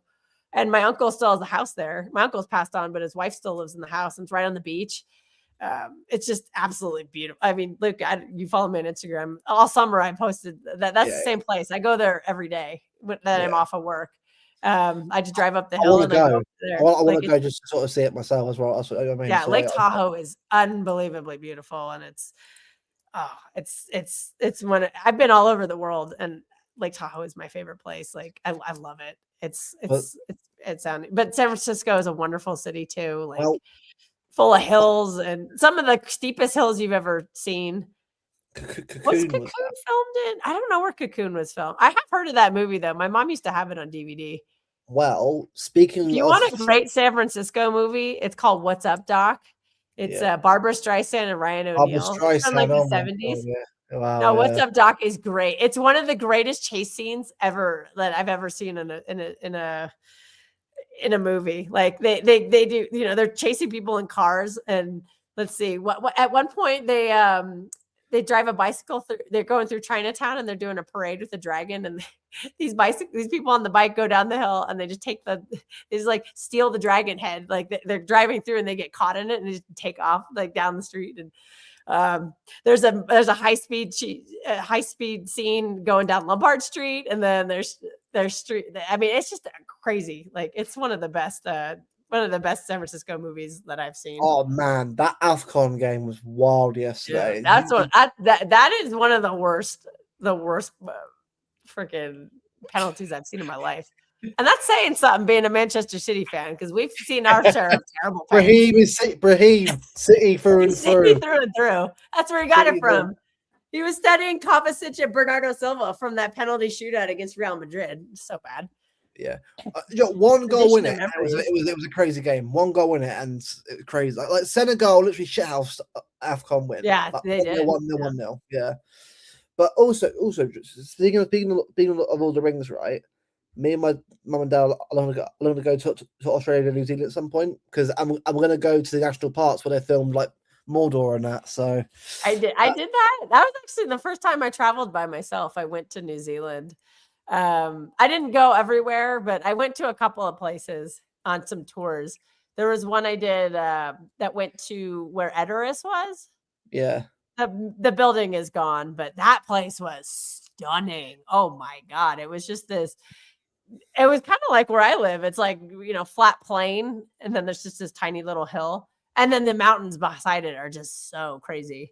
But I would love to go back. I've never been to Mordor. I want to go to Hobbiton. I have a really good friend who lives in Auckland, and I just been meaning to go down to see him. And I've got family. I've got family who live, I think, in Sydney. I think so. I think, we're looking to go in March because we want to go watch the F1 in Melbourne. So what we're going to do is stay with family friends in Melbourne, and then go for the whole weekend in the paddock, and obviously do the VIP stuff. So we might get to see all the drivers. Yeah. Because I've been watching F1 for like longer than I've watched football for, really. Like the first ever sport I watched was actually Formula One, and it was football, and it was NFL. So that's the three sports that I grew up with. So yeah, so we gotta get you. Okay, save your trip to America for NFL season. We'll go. Yes. We could go to a 49ers game if you, or you can go to a Rams game if you're in LA. Well, what we'll do is I'll go with you to a 49ers game, because my dad's a 49ers fan. So you get to meet him. Yeah. We'll go. Maybe we get Steve to fly out for it, because Steve came out. Strasbourg Steve, he flew out a couple of weeks ago, and we went to a 49. He's a Bears fan, Chicago Bears, and we went to the game. We met up in. I flew down and we stayed in San Jose, and then we went to the game, and it was a lot of fun. He'd probably come out. He'd probably want to come out and meet you.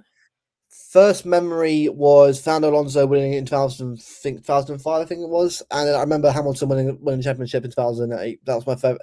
Hamilton was my favorite ever driver, because the guy just is unbelievable. And I know he's whatever, but Verstappen's got the ego, but I love the ego though. When you're that good of a driver, man, I had the balls to do it. That's what I say. I mean, it's good. I mean, yeah, exactly as well. Norris deserved W as well. And Martin's here. Big up, Martin, mate. Are you good, mate? I was going to say something real quick. It just refreshed in my head about it's F1 related. Somebody made a meme, or they were commenting on the picture of Brahim Diaz like getting the golden boot and like crying. And they're like, damn, this guy looks like Leclerc because he's crying. I was like, hey, I actually follow. I got a little crush on him. So that's my interest in Formula One. Is I go with my two best friends are obsessed with it. I know a couple of the names. I don't know very much. And I think Charles Leclerc is hot, so I follow. I follow him on Instagram for that reason. Anyways, Martin's here. Hi, Martin, you all right, mate? Oh, he left. He's like, he heard what we were talking about, and he's like, I'm out. Yeah, I'm done. Fair enough. I don't blame you. I'm sure we're back in a bit. Real quick. Against Michael, yes. Well, I missed out on Schumacher's championships of Ferrari, because it was 2004 where obviously he did it. I was like 5 and I got into F1, so it was the year after when Alonso was at Renault. But I do like Schumacher and the champions. I think they're just the skill they've got to drive those cars around F1 track. Steve, I cannot. Wow. Yeah, their names are Orko and Tila. No. Man at Arms, my best friend. And Tila, she's cool. Lewis Alonso, but he did first year.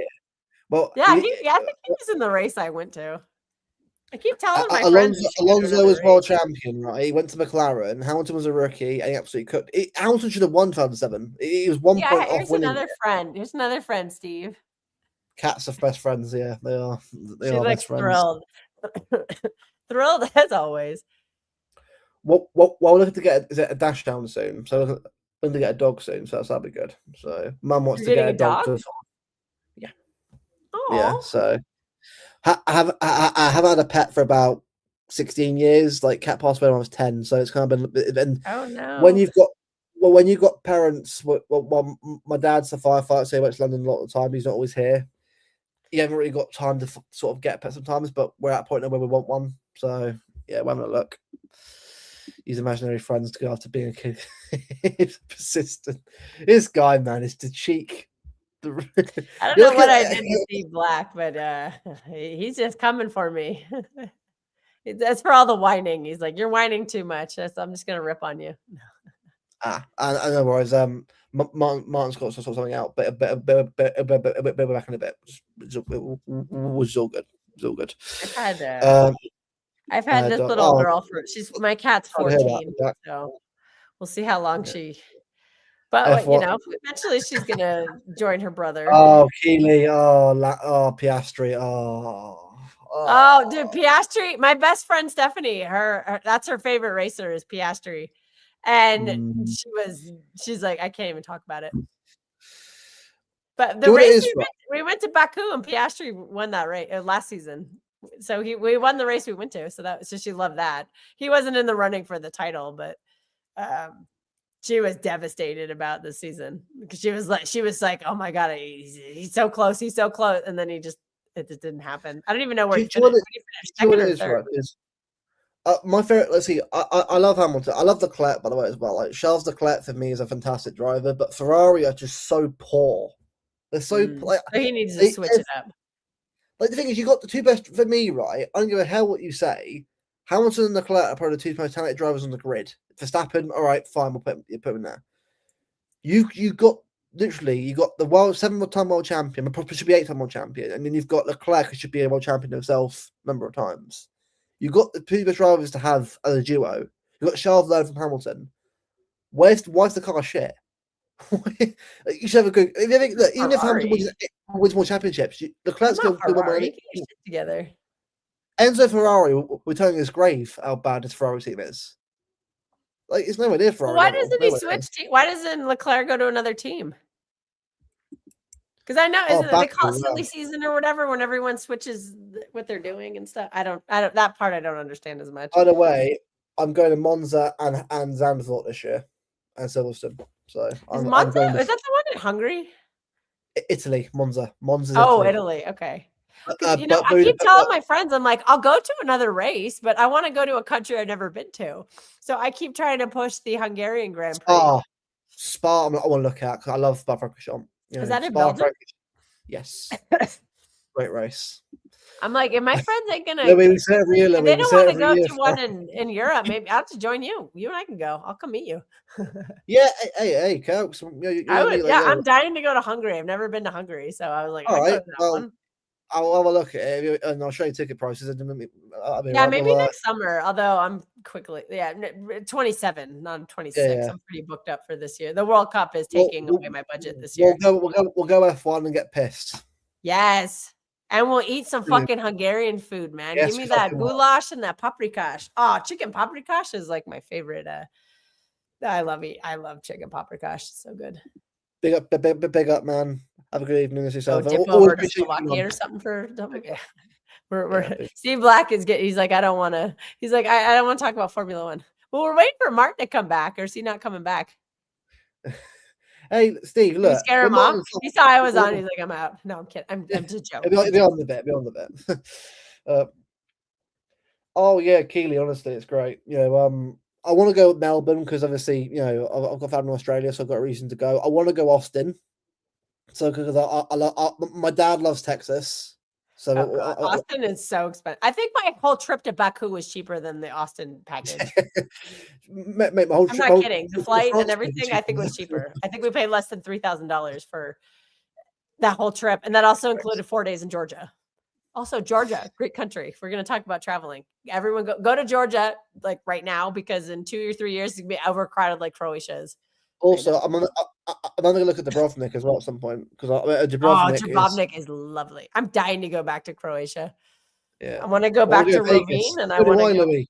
So do I. I I've want been to to Vegas Vegas. as well. Vegas. It's more to go. Do what I it mean, is, right? cool experience. Oh, you want to go for the race? Oh, because the Yeah, night race. the race. It'll be I'll do it cold. all in one go. I do what I do, right? I do the F1 and all in one go. So I'll do the casinos, all that stuff. Big one splurge. I'm done. I'm out And there. that time of year, the NFL's going on, so you could go to an NFL game in Vegas. I mean, Yeah. you'd have to watch the Raiders, which is I want to go to the NBA game. I want to go NBA. I want to go and watch the NBA. Yeah. Well, Vegas is very close to very the short flight to either LA, San Francisco, or Sacramento NBA games. I mean, I don't know if anybody wants to watch the Kings. Yeah, baby. But Skegness is good. wow. Yeah. Vegas is one of those. I mean, Vegas was cool in my 20s, and now I'm like, Yeah. also very good food in Vegas. I'll just say that it is an experience. I think everybody should go, but I've been enough times. I've gone for 21st birthdays, which is that's the age that we start drinking in America. I've gone for that. Last time I went, my best friend's dad got married, and so we got kicked out of a club. My friend got so drunk, we got kicked out of the club, and they almost sent her to the hospital to get her stomach pumped, but we were able to convince them to let us go home. And then the next day I had to cook brunch for 60 people. And my two best friends were so hungover that they couldn't do anything to help. So I basically had to do the whole thing myself. While I was also very hungover. We had bottle service in a club, and it was, yeah, that's why. Yeah. I'm like, yeah, I'm too old for that shit now. I can't hack that anymore. See, my aim this year, right? Because obviously I want to try. I want to go. Well, I want to try and get a few countries in Europe done this year, and then I'm going to try and aim to do like America and a bit more further afield next year. Because I do want to go with America first with mum and dad, because my mum's never been to America. I never have. Really? Okay. It's not because we don't want to. It's just money, and also me growing up with my own disability and stuff going on. We never had the time to do it, sadly. But whereas now I'm old enough to do it. I'm 25, 26 now. I'm past the age of drinking now. I can go over there and get drinks now over there now without any issue. So I can go now and have a good time. So it's going to Melbourne GP. Yeah, well, do you know what it is, right? I might go the next year or 2028. That's what I'm thinking right now. Keely. Maybe Patrick. Also, Patrick. Yeah, Aussie Patrick he'd probably be, I'm sure if you went to Sydney, you could go hang out with him. Pat's a great guy. I met him in New York. Real nice guy. I'll ask Martin for numbers. So I might try and sort of meet Pat, Rich, and probably even Alan out there as well at some point. Because you know what I mean? Because I'm sure they'll be up for that. But isn't Alan in Melbourne, or I'm not sure? I think he is. Yeah, I think he is. Yeah, but yeah, I know, but it's fine. It'll be all right. I got some friends in Sydney. I think they're down a little south in Wollongong or something. I think it's called. You go hang out with Phil and Fiona. They were I made friends with them on the cruise I went on last year. Paying half, Steve. Come on, paying half. I'll pay mine a little bit towards it. I'm not paying all. I'm not paying all for it, mate. I'm paying a bit of my own bit. Don't worry. I have money to spend. Nah, New York, you'll love New York's a very fun city. I love going there. Well, for me and my mum, went twice in like a 6-month span. It was super fun. I went this time last year for a wedding. It was so much fun. I love Brooklyn is super fun. Manhattan's crazy. I just discovered Queens this time. Queens is actually really quite good. The food in New York is unreal. It's so good. Like pizza's good, but like there's so much diversity that the food is just amazing. See, the museums are great. There's just so much to do. I really like New York. I want to sort of go around in places that have all the films, like Spider-Man, and also because I'm a massive fan of Daredevil. Obviously, he's Hell's Kitchen based. So I want to go there and sort of go whether they shot some of the series on Netflix. So I'm doing quite a lot of I'm going to have my own camera and take good photos. I've got some great photos on my phone here from going Paris, and great shots from like my nice sun coming in. So I'm going to start doing that as a little one. Yeah. There's also I think there's if you go up to I think north of the park in Manhattan is where the Home Alone 2 house is. Oh yeah. Condo, or whatever, the townhouse or whatever. I remember wanting to go up there and I just never did, but No, I love it. Exactly, The park Steve, is yeah. beautiful. There's just the food is just so good. It's also very easy to get around too. Pretty much, really, yeah, pretty much, mate. Yeah, Pretty it's much. very Queens. Queens is that's Peter Parker territory. You can go to Queens. I had Colombian food in Queens last time I was there. It was so good. There was also a cafe called Elevensies, and I was like, I need to go to this Elevensies. I need to come back here just to go to this cafe and see if I can get a discount for having a Lord of the Rings tattoo. I mean, House Magnus, you're assuming that I get paid for this. I haven't got a bloody threshold yet for that. I mean, there is views going in there. How money going into it, but it's not a lot. It's like £1 most of the time, which is still better than nothing. But YouTube and payout. Wait, yeah, we get paid for this. What? Nobody told me. Mate, honestly, right on YouTube, unless you got like 10k plus subs, it ain't really the best.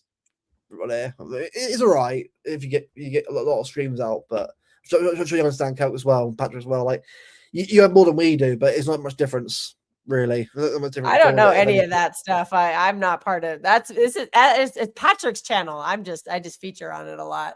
I just do it for fun. I wouldn't take money for it's all good, Keely. It's all good. It's all good. Look, Keely, this channel is literally football and chill. If you like, don't get me wrong, right? I'm also getting distracted too.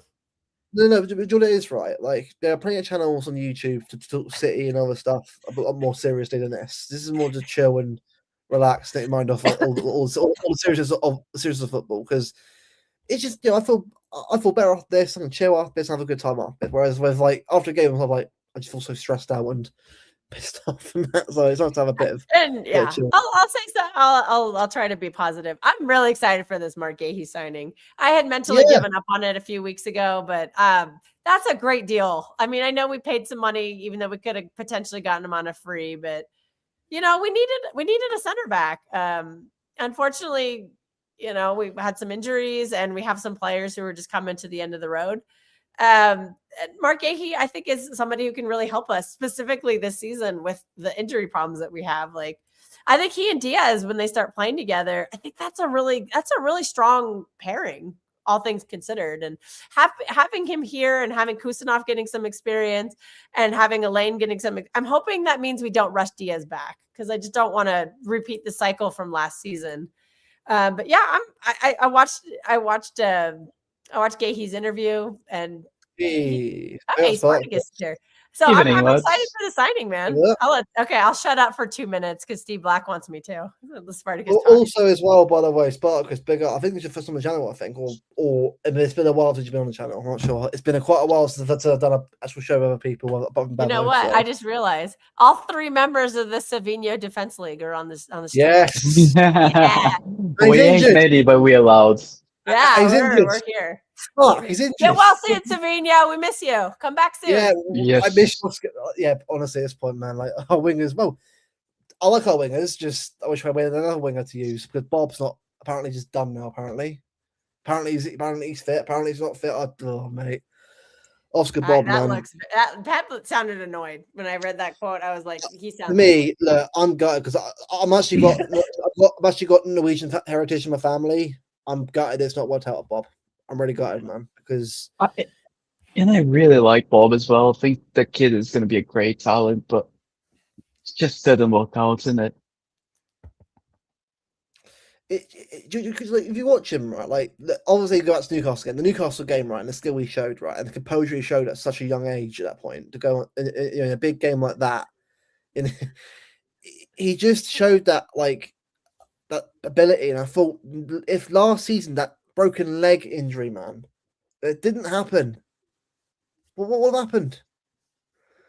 I know, that's the biggest what if. I'm nervous. That's what makes me really nervous about this Vardyell injury. I'm like, oh, I really don't want it to be the same. I think I'm trying to put Warner on that one. I think the worst thing for Bob was not actually the injury, it was the time. Because Bob needed to be on the football pitch, and he was probably going to be the main guy playing at that time. But because of the injury, he was forced into being the bench player. And then, just the guy didn't get his confidence back. And this is why I'm not that worried with forgot his name now. Vardyell. with You already Vardio, yeah. forgot Vardio. He's been missing for 2 games. We already forgot him. Yeah, man. We got Gahey in it now. He's the next coming of just Vardio. Oh yeah, well, I do you know what it think is, it's a right? great signing. I'm very Tell you happy. I'm very happy with that because like I What's- said, I'd given up on it, and I'm so happy. Like when I woke up a couple days ago to a here we go, I was shocked. I'm in a good way. Like I was so happy. So Do you know what's very telling, right? Like how Palace and Bournemouth have both done videos saying goodbye to both their players. That's when you know they're good. They're very good players, by the way. When they're saying goodbye to both of them in such a lovely, meaningful way, that's like wow. That's actually quite like very red apples anyway in the same window. I know So- I bookmarked the Gahey one. I haven't watched it yet, but It's very I haven't good. seen this menu one either. But I'll watch them today. Maybe that's because their fans don't hound their players out the door and death threat them on the way out, so they can get to do a nice little goodbye video. No, it's nice when it happens, isn't it? It's nice nowadays. It's nice when everyone's nice to each other, but instead we hound ours out and they don't want to do a goodbye video. Fuck you. Right, I do a Yeah, goodbye we video. really but hounded Kevin De Bruyne out the door, didn't we? Well, thankfully most of us didn't That do was that. epic. yeah, some people did hound him out the door. Scarily, yes. Some actually did, Kels. That's Really? scary. De Bruyne? Yeah. Literally disgusting. Considering He what got told to F off at the area by a fan behind. De Bruyne? Yeah. I'm sorry. Yeah. I would have turned around and slapped that person, even if it got me kicked out. Considering that guy has carried this football club at times in Europe, the number of times that he's done, and it's all about this club, the way he's talked about this club, that's disgusting. That's all I'm gonna say. Yeah. So I wish I'm actually sad that we couldn't give Ederson a send off. I miss that Yeah, shit. that to me, I miss I'm that gonna- guy. I like Donnarumma. This is not anti Donnarumma. I actually really liked Ederson, and that. Do you want to talk a shit house? That's a shit house right there. Like but that guy. I'm He's gonna call- doing this to the Arsenal. I love it. I mean, I'm gonna call I was earlier so happy that I showed Martin earlier, but like just the division in the fan base right now, like especially on Saturday as well, it's just so crazy how we are so divided now. And it's even worse when you see it after a loss like Saturday. It's quite crazy. Crybabies.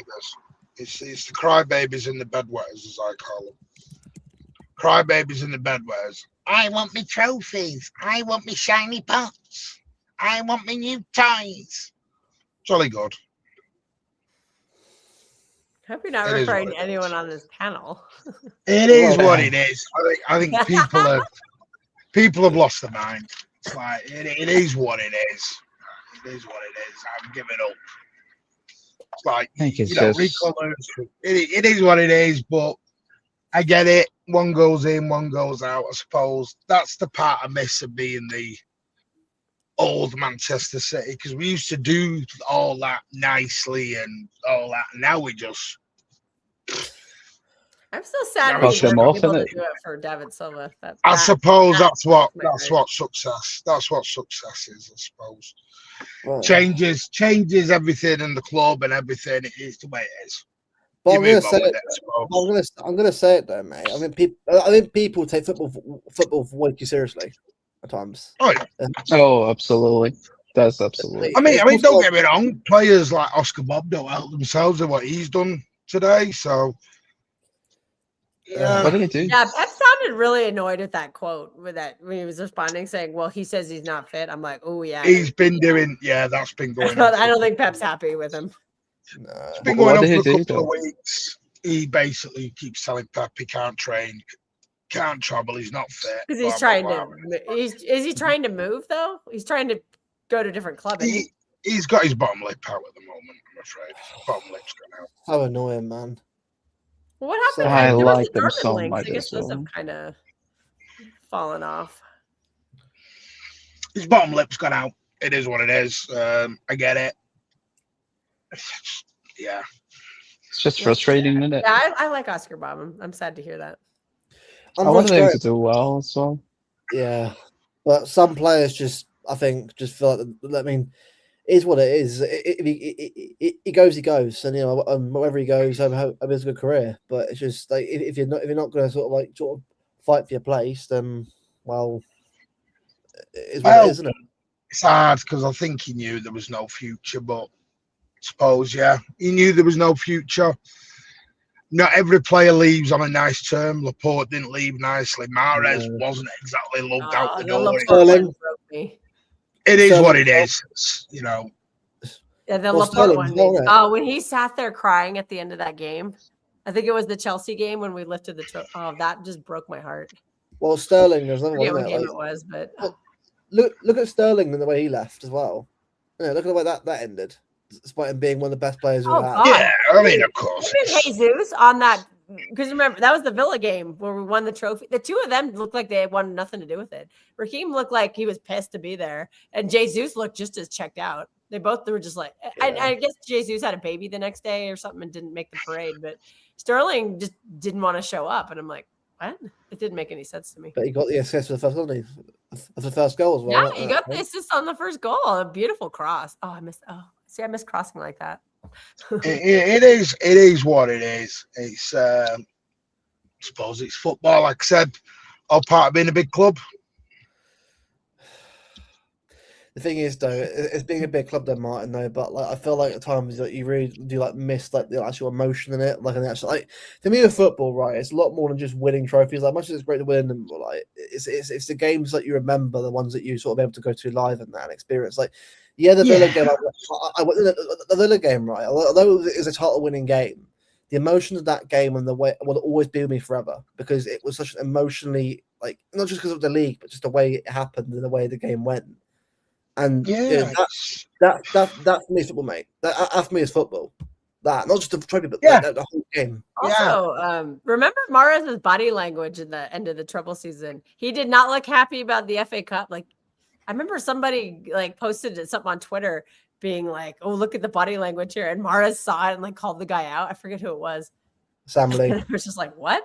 But then when we won the Champions League, Laporte, even though he knew he was on his way out, he was kissing the trophy. He looked like he was crying tears of joy, even though he didn't touch the pitch. And Mahrez just was listlessly walked past it and kind of barely looked at it. And he looked miserable. And I'm just like, you just won a Champions League, bro. You can't smile. All I'm going to say is I think you appreciate what you have until it's gone. You know what I mean? I think that's what I mean, I wish I appreciated some players more than I did. I mean, again, I didn't love them when they were here, but when you're younger, obviously it's a bit different. But when you're older, you're sort of you're a bit more, appreciative of players when they're here. I think someone like Raheem Sterling, I know people go about the misses, but the amount of goals he did score for us in terms of what he won for us, he got 150 odd goals, didn't he, for us, or near on that amount of goals. That's incredible. Throwing her, he should have a lot more. But when you factor in the amount of money that he went to City for, and do you remember? Right, I'm not sure you remember, but I'm sure you remember, Martin. The media to Raheem Sterling, it was absolutely vitriolic towards Sterling. Yeah, that guy got so much hate. I wasn't even really on Twitter then, but I was just I remember. No, I was on Twitter. I was 15 that time, but I remember it very vividly. No, because he had a gun tattoo on his bloody leg, and everyone went crazy about it. And my God, like I said, it's just like I said. I can go bloody further back to the days of bloody Silva, Aguero, Zabaleta, Yaya. Jesus, we were handing out lifetime season tickets for fun. There wasn't a dry eye in the house when we were saying goodbye to these guys, and they were old and they'd passed it, but we weren't. Get out. There was none of that going on. Now it's just get out. See ya.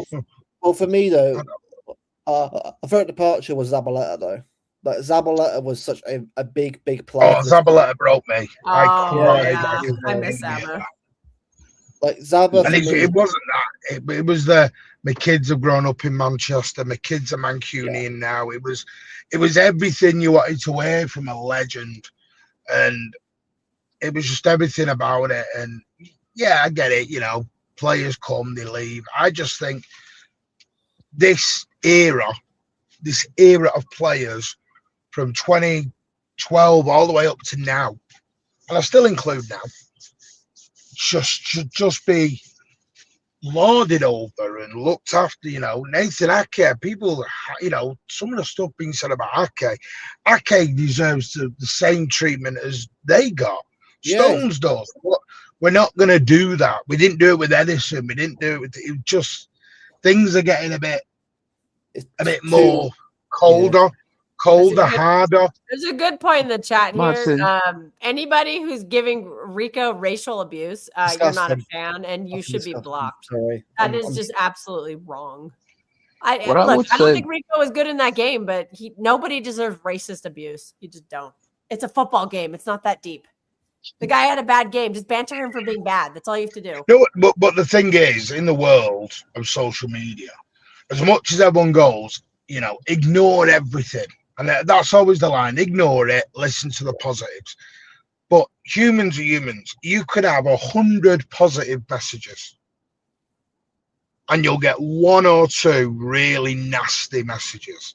Yeah. What do you think stays with that player or even that human?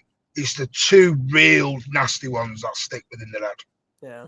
And that's human nature. Disgusting. Yeah, sticking him in a suicide vest and all. Yeah, I blocked that guy. Kyle Walker. I'll always love Kyle Walker. Like, honestly, I always remember how good Kyle Walker was rather than the last year or so, because Kyle gave a shit. He loved this club when he was there. He did. Anyone say he didn't? He did. Since he first arrived there in Pep's second season, the quality he brought to his team, he was the first big signing. That I said the Pep era. But maybe I was like Gundogan, maybe Stones, but like the first big one at the time. That was a massive signing. I still remember my group chat. I'm in a group chat with my ex and his cousins. It's a Liverpool fan, an Arsenal fan, and a United fan. I still remember to this day, like almost 10 years later, how the United fan reacted. He was like, dude, City needed a right back and they got fucking Kyle Walker. Like, he was losing his shit. We rattled the rivals by signing Kyle Walker, and he was so good for so long, and it's just really sad how it ended. We rattled a lot. And his performance declined, and that's all. The day we signed Gundogan, and I always remember everyone thought he was off to United. Sky Sports put one of their, that happens anymore. But the breaking news: Gundogan's having his medical at United, and he wasn't. He was having his medical at City, but they just presumed he was having his medical at United. And John Stones, 50 million quid. I remember people overreacting to that. Coming in, and I'll never forget the Gagool, and that's why John Stones will always have my respect. I think a lot of the fans now became all the way to the top. Kind of what Madrid fans are. The only thing that matters is what you're doing for me now. They don't care about what they were doing in the past, and there's no such thing as like being patient with players anymore. You gotta be winning every football match, and that's just how Madrid fans behave. And I think we're all seeing this spread among all fan bases. Really, it's not just us. It's Arsenal's like that, Chelsea's like that, Barcelona even is like that. It's just 2026. It's just 2026 football. Yeah, it's gone. Still sad to see. But hey, no, we've got a new signing. Over the moon. I'm going down City tomorrow because I've heard Viana's giving out free contracts for whatever money you want. So I'm off down there. We might need you to play right back soon. Well, I'm thinking, Jesus, the contracts we're giving out here, it's like, my God. I mean, what do you get? What kind of a raise are you looking at then? 400k, 500k? They're just raises. I mean, if they're coming in on the basics of 300k now, so I'm like, where do we go from here? Can't wait. But Martin, I do think that it's actually like 200k, 250-ish, but then you have the 10 mil amortized into those 5 years. Still 300k going in his bank every week, whichever way you look at it. I was born. If I was a man, I could probably be making so much money. I just saw that the highest paid women's footballer makes $1 million a year, 1 million euros, and that's it. Yeah, I mean, listen, it's not our money. It is what it is, but It's not I our mean, money. Gabardio's going to I get saw a video of UA on the women's team. I'm like, get her in the fucking team, man. She's so good. I mean, like we spoke today with Tone, Rodri's got to get hopefully his new contract sorted by the end of the season. Foden's got his verbally sorted. He's just, I mean, when that lands, the shit's going to hit the fan when that lands. Fucking not even the money, the length of the contract is going to. Oh, is he going to be here in 2030? Is that Haaland? Is that Haaland category? Martin? It's not. I don't know. I've just been told it's a long-term contract. Okay.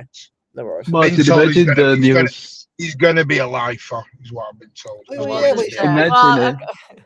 I love that. I listened to that stream, Spartacus, where you posed a question to our dear friend Judge Mo, saying, should we just sell Foden? His reaction was hilarious.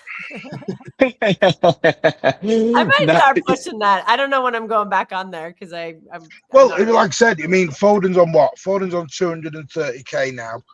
It's probably going to end up with about 300k.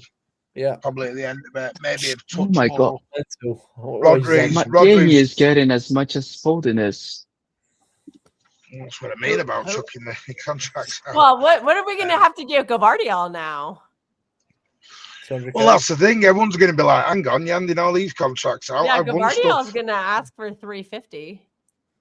And he should. He's a much better player. He's such a good. He's our best defender right now. Well, obviously he's laid up, but we need to sign him to a new contract because he's entering year 4 next year. So he's got to. I'm sure that's going to be their priority as soon as he's healthy. Yes, 47. Yes, 10-year contract, Savio. Yes, do it. 10-year for Savio. Let's go. The fan base is going to a meltdown if we sign Pep to like a 10-year contract because half the fan base wants him out. Now, could you imagine if Pep signs a new contract in the same day that Bernardo signs one and Foden signs one? Oh, that's it. Close the club. Close the club. Close the internet down. Hey. If Pep signs a long-term contract, my God, I'm going to do the pissiest, most arrogant show I've ever done. Oh, can you please invite some people from the channel I usually stream from, Martin? Instead of saying Patrick, and can you invite instead Carl of me saying I'm only asking questions, I'm going to put I'm only signing a long contract, just to lay it in there. No, or Pep out. I'm going to go Pep in 10 more years. I'm going to put something really exciting. 10 more years. I'm just listen. I want to people see the rivals melt down. I keep seeing them being like, "Fuck Pep," and I get this guy out of the club and blah blah blah. Yeah, you want to know why? I want to see the tears. You want to know why? They fear him. They give a fuck about last results. I'm sorry, right? If you're sitting, this is the bit I don't understand why City fans want him out because they're like, you're giving them what the rivals want here. The rivals would take him tomorrow. Martin, because we all became Madrid fans and we want instant success and win after win and become the 15-win and Champions League side in 2 seasons. That's why. It's not my fault I'm popular, Tone. Get back in your box and go and watch your NBA, whatever you're watching. NFL. You fake Yank. Wait, Tone, we have to have a conversation about Savio, Tone. When the Super Bowl happens, I'm going to be hearing a lot of English football fans watching the Super Bowl and comment. That was my favorite thing last year during the game. Nope, the only thing I watched from England being like, "Oh, this is like their commentary on the NFL is so funny." The only time I will watch, the only thing I watch the NFL play or whatever it is, I don't even know what it's called. The only time I watch that is for the Marvel trailer that will drop at halftime. That's about the only thing I'm interested in. Avengers Doomsday. Oh, Green Day is going to do the pregame. I'm excited for that. I'm from the Bay, so I love Green Day. I'm sorry. I like to do my 12-hour streams, but my God, I can't do that. I'll be at a party. I'll be getting drunk at a party, so I ain't going to be streaming. I'm going to say it right, but comments from Enzo Raiola, right? I've always said before, these comments from agents are always worded very differently. I'm not sure whether I always feel like it's a bit like people just read too much into comments from agents about players. I'm not sure if I'm wrong in this, but I feel like everyone's got a little bit out of control on Donnarumma and oh, he wants Italy after joining us. This is a bit over the top. Look, I at the end of the remember day, that they're this saying is he a would paycheck wanna for go to every replace single. Courtois at Madrid. Oh, Nah, don't he's you not. start. Don't you start the Donnarumma. I'd love him to go to Italy because you hate him. No, it's not. That wasn't what I was gonna say though. Trafford I FC. would let's love go. him to go to that second part is true, but that's not what I was gonna say. But What a hater. What a hater. Hey, look, traffic at the end of the with day, this is a job to every single one of them. If they He's get a got an higher agenda. fee, they will go. But the issue is, This is can an agenda. any club in Italy actually afford to pay the highest wages for a goalkeeper on the planet? No, so he's not gonna go to Italy. I don't know. I don't know what their PSR is. They Sorry. can't. They don't have the money. Squad SCR. Is it SCR over there? Are they doing SCR over there? Or I are they have sticking no to- idea. I don't know where they are. something like that. But Martin, there's That's not another- enough money in that's that another league three to pay letters. Donnarumma's wages. That's another There's not 3 enough letters in money. the alphabet. You're going to have to learn for next season. It's no longer FFP, it's SCR now. Ah. Wait. All I know is It's it's just- going to fuck over Newcastle and Aston Villa. Yeah, Why don't you call it ABC?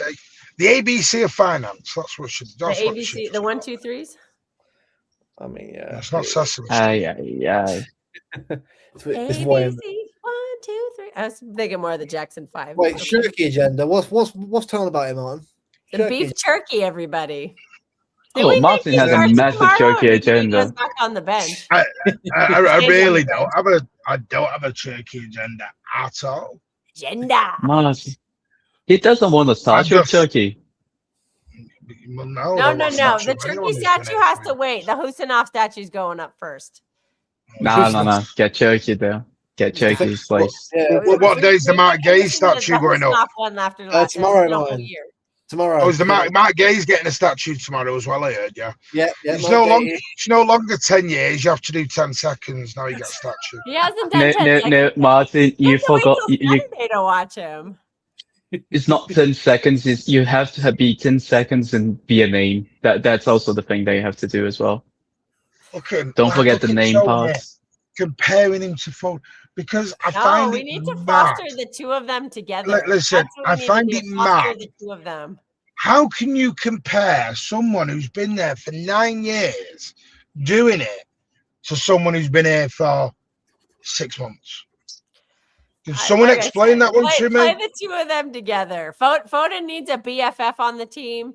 It used to be Julian Alvarez. He didn't have one last season. Now he has Ryan Cherky. Play them together. Play them together. Let them feed off. They could be the techie ballers who feed off each other. Martin's Sorry, I'll tell you where this has come from with Tom because he said Cherky was actually all right on Saturday. So what game? Oh were you God, watching? no. I think he was the only one trying. I don't think he was good, but he Yeah. tried. Yeah. He Kel, actually was like, try. wow, Yeah, Ed, Kels. oh, wow, Ed, Ed, that's come coming on. hot. Kels, he Who's was a detriment to the side. Like Foden was bad Everybody was a because he was detriment. Nobody anonymous. was a positive except for No. Donnarumma. Foden was anonymous. That's bad. Cherky was a detriment. He was doing They were things both, that was no, I don't. No, I disagree with that. I don't think it was a detriment. They were both unimpactful in the whole game. Unimpactful. I think- And for some reason, if you say Foden's unimpactful, it's great. You say Cherky's unimpactful, it's like you've just slapped his mother around the face. I don't understand the difference in the way we're treating players. It baffles me. Do you know who somehow got away with no criticism for Saturday and when he was really poor?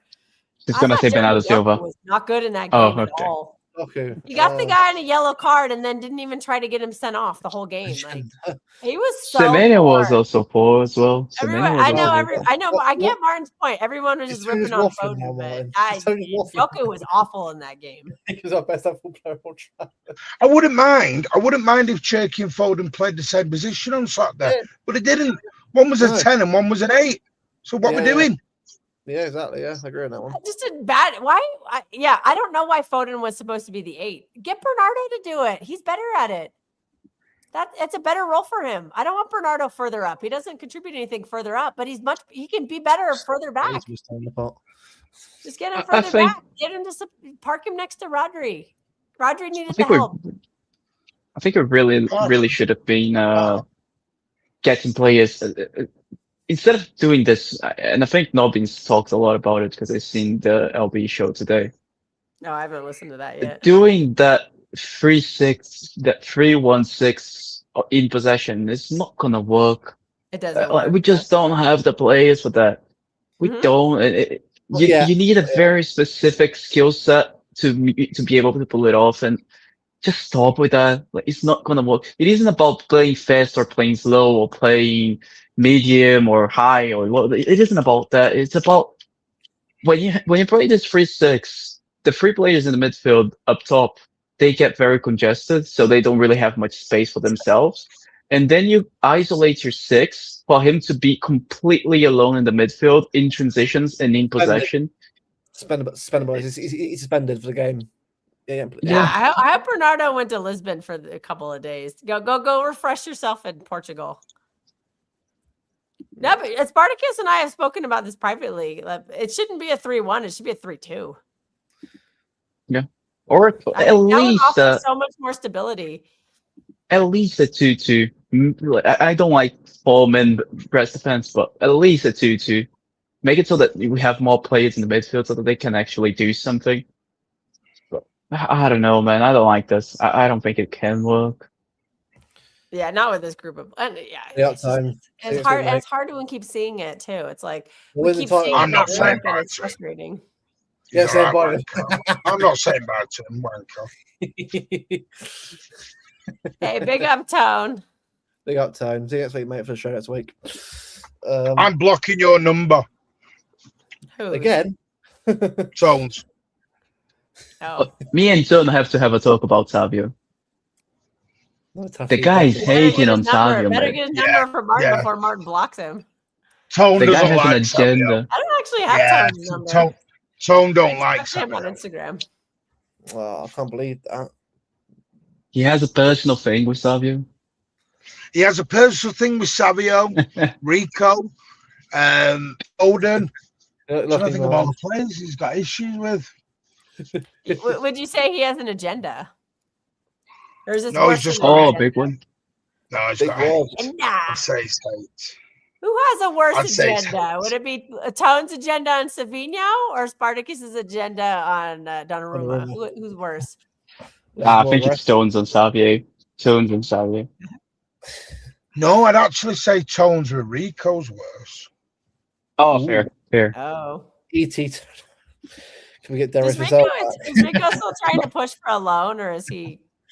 He called him a £5 player the other day. Can we get Joe back? Can we get Ronaldo Bianchi back? Can we get John Mackin? I like the Joe shout. Let's bring Joe back. No, Yeah, let's Here we go. Here we go. Back.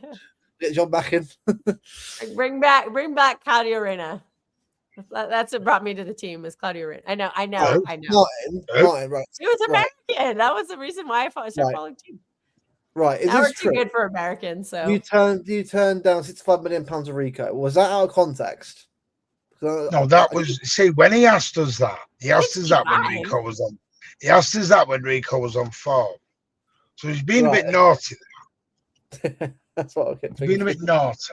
Oh. That wasn't like we're not in the last 12 months we've said that. Wasn't it 30 million over the summer or something? Yeah, but that wasn't. This was back on one of the waffle shows we did a long time. Is it? Yeah, the Waffle Friday shows. Good show. No, this was when LB was giving Edison 450 grand a week. Oh. I remember that. Are you crazy? What are you doing? Show me the bank. Do you think this setup would work better with Ederson? I'm curious. That's something to think about. See, I think transition football. I think you imagine transition football with Holland and Ederson full time. I think Plus add Doku into that and Semenyo. Oh, dude, that'd be sick. Yeah, but also you would have conceded 6 on Saturday. Yeah, well, you would have done. Well, we were damn near close to conceding 6 on Saturday. I agree with that, Martin. The offside trap. But Martin, also you would be more likely to score in a transition because you're able to play faster through the lines with better precision. About Samaras, Kevin Reeves, Nelka, Neris Castillo. He cannot argue on that one. Because he knows that is true. With Edison, you are able to play faster with better Wow. precision. What are these Well, agendas? Martin has right, a lot bro. of agendas. But you would have also conceded a lot more. Maybe not, because you wouldn't lose the ball as much. Spartacus. I watched Yeah, Edison. that's what I all don't the time. understand is in Stop that first Me game, too, he gave them Martin. the ball, they didn't know Stop what to it. do with it. Stop it. Just because I he's don't know got a why Brazilian we passport. Mangala. Stop it. No, Well, he's Martin, not Mangala's number. Yeah, by the way, You big know up your also partner. I well. just saw that. That was rough. big Yeah, up get your better in partner, maybe Boma. it's I better remember soon. him in that FA Cup game last year. He you was know? doing really well for Stoke, by the way. He was doing really well for Stoke. Oh, poor guy. Yeah, I Well hope he shown, feels. I hope yeah. he gets better soon. That was John scary. How I saw him get. fucking I hell. saw the John clip of him Guidetti. getting taken off. Jesus. That's scary. John Guidetti, Swedish sensation. I know, right? Next Ibrahimovic, isn't he? Next Ibrahimovic. Luke has a Manchester agenda because of South. Wow. I don't know what the hell that's on about because it doesn't make any sense. So it's Portsmouth, sure, but not fucking. He's desperate to frame you as having an agenda. The rest of us are all very easy to pick out. Yeah, Portsmouth, yeah. we're not Luke talking your doesn't have local one. derby here. We're not talking your yeah. local derby, Luke. Calm down. Yeah, no shit all over there. I was going to ask, you know when you what's the most important derby for you in Tono? Is it the Manchester one or is it the South Coast derby? Which one's got more heat for you in Tone? You know. Well, Martin, before I even got into football, I absolutely despise Man United, mate. Mate, my family absolutely despise United, mate. City. Are you guys both? Are you in Town? Isn't one of you in Bournemouth and one of you in Southampton? Sorry, not trying to talk. No, he's Winchester. Dox yourself, Luke. Dox yourself right now. Get that address out. This is where I'm at. Pass your phone number too. Can you give me your social security number very quickly? By the way, Tone can't talk. Tone's neighbours with a former Southampton player, so don't have him giving you all this crap about it. Oh, Tone must be fraternizing with some of the Tone lives in the posh. Live next to people. You got to be in the same income bracket if you're going to live next to those kind of people. Tone lives in the posh part of Solent. Yeah, down there in the world. No, it's nowhere near Brighton. No. Nah, it's not Brighton. Martin is the one who enjoys Brighton. Yeah. Martin enjoys Brighton away. Whoa, there's a lot about Luke. Get control of your show here. They're making whoa. Control of your show here, son. Yeah. Himself. He said he wants to join. Bit of decorum. Hold on. It's a late night show. Now, the poor Louis in the chat just be like, "Can we talk Marvel and F1 again?" Was you talking F1 about? Wow, that's poor. Oh, we were a whole bunch. Martin, did you know that Lewis Hamilton actually has a Brazilian passport? I thought Jacques Villeneuve had a Canadian passport and an English one. What we doing here? I am still looking for a second passport. I'm just going to throw that out there. Kels needs a passport so she can go live in Europe. So, Don't you have Swedish, not Swiss heritage or something like that? I do, yeah. I can trace my family back, but we can't. We've been in America too long. They came in the 1800s too, and it's just too far back. My grandmother is literally my dad's mom was born in Germany and immigrated over, but Germany doesn't allow dual citizenship. And I can't find her birth certificate. Isn't that copyright? Isn't there a copyright in there somewhere? A copyright?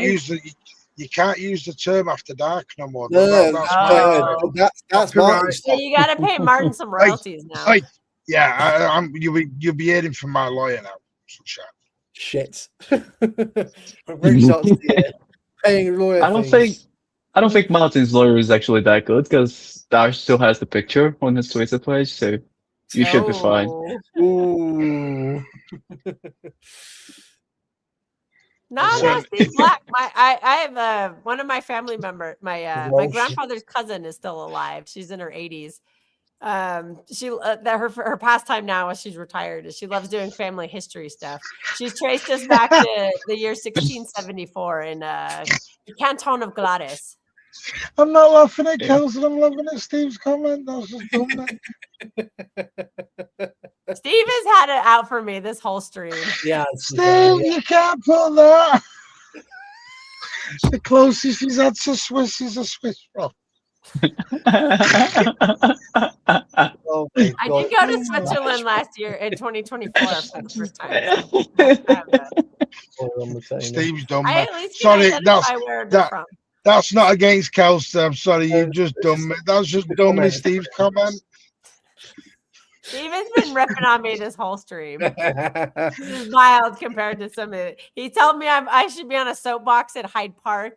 That I haven't stopped talking. I stopped talking for 2 minutes in a whole hour. That was another thing he said to me. Wow, Steve. Yeah. But you know what they say? You know what they say? People who are like that, they have a other side of the thing going on. Is this how young folks nowadays? Do you know the boy who used to pull the little girls' pigtails at school? It's because they fancied them. Oh, Maybe that's what Steve's, yeah.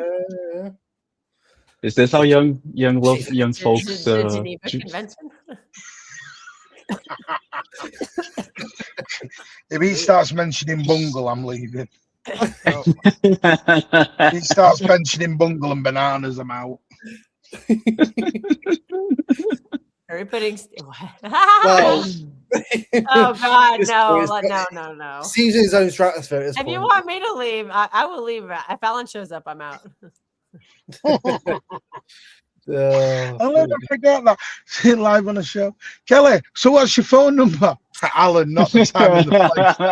Not the time and the place. Getting blocked at me. That was the best. Like, it was Kelly's face though when he just said it. She was like, "What? What are you asking me that for in the middle of a show?" Hey man, I ain't dating someone old enough to be my dad. Sorry.